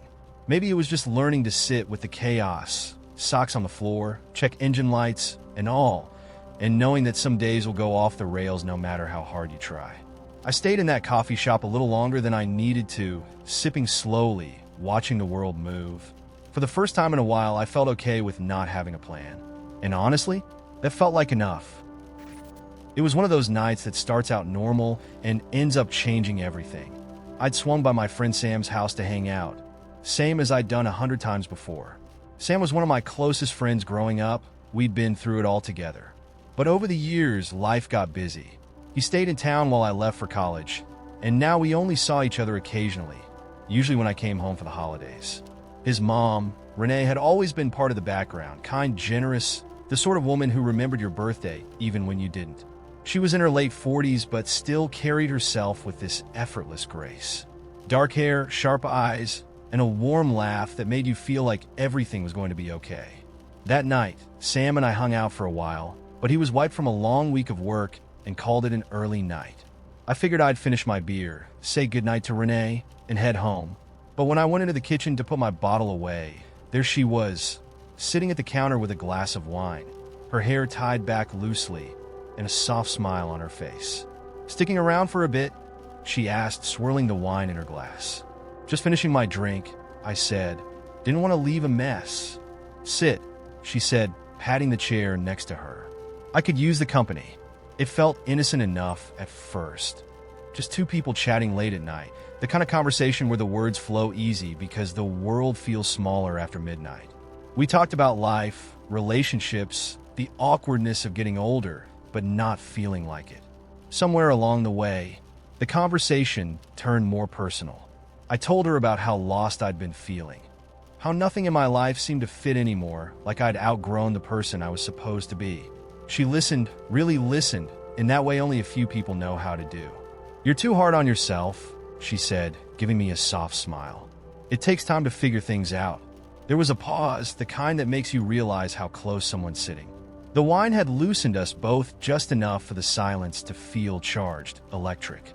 Her hand brushed mine as she reached for her glass, and suddenly the space between us felt too small, too intimate.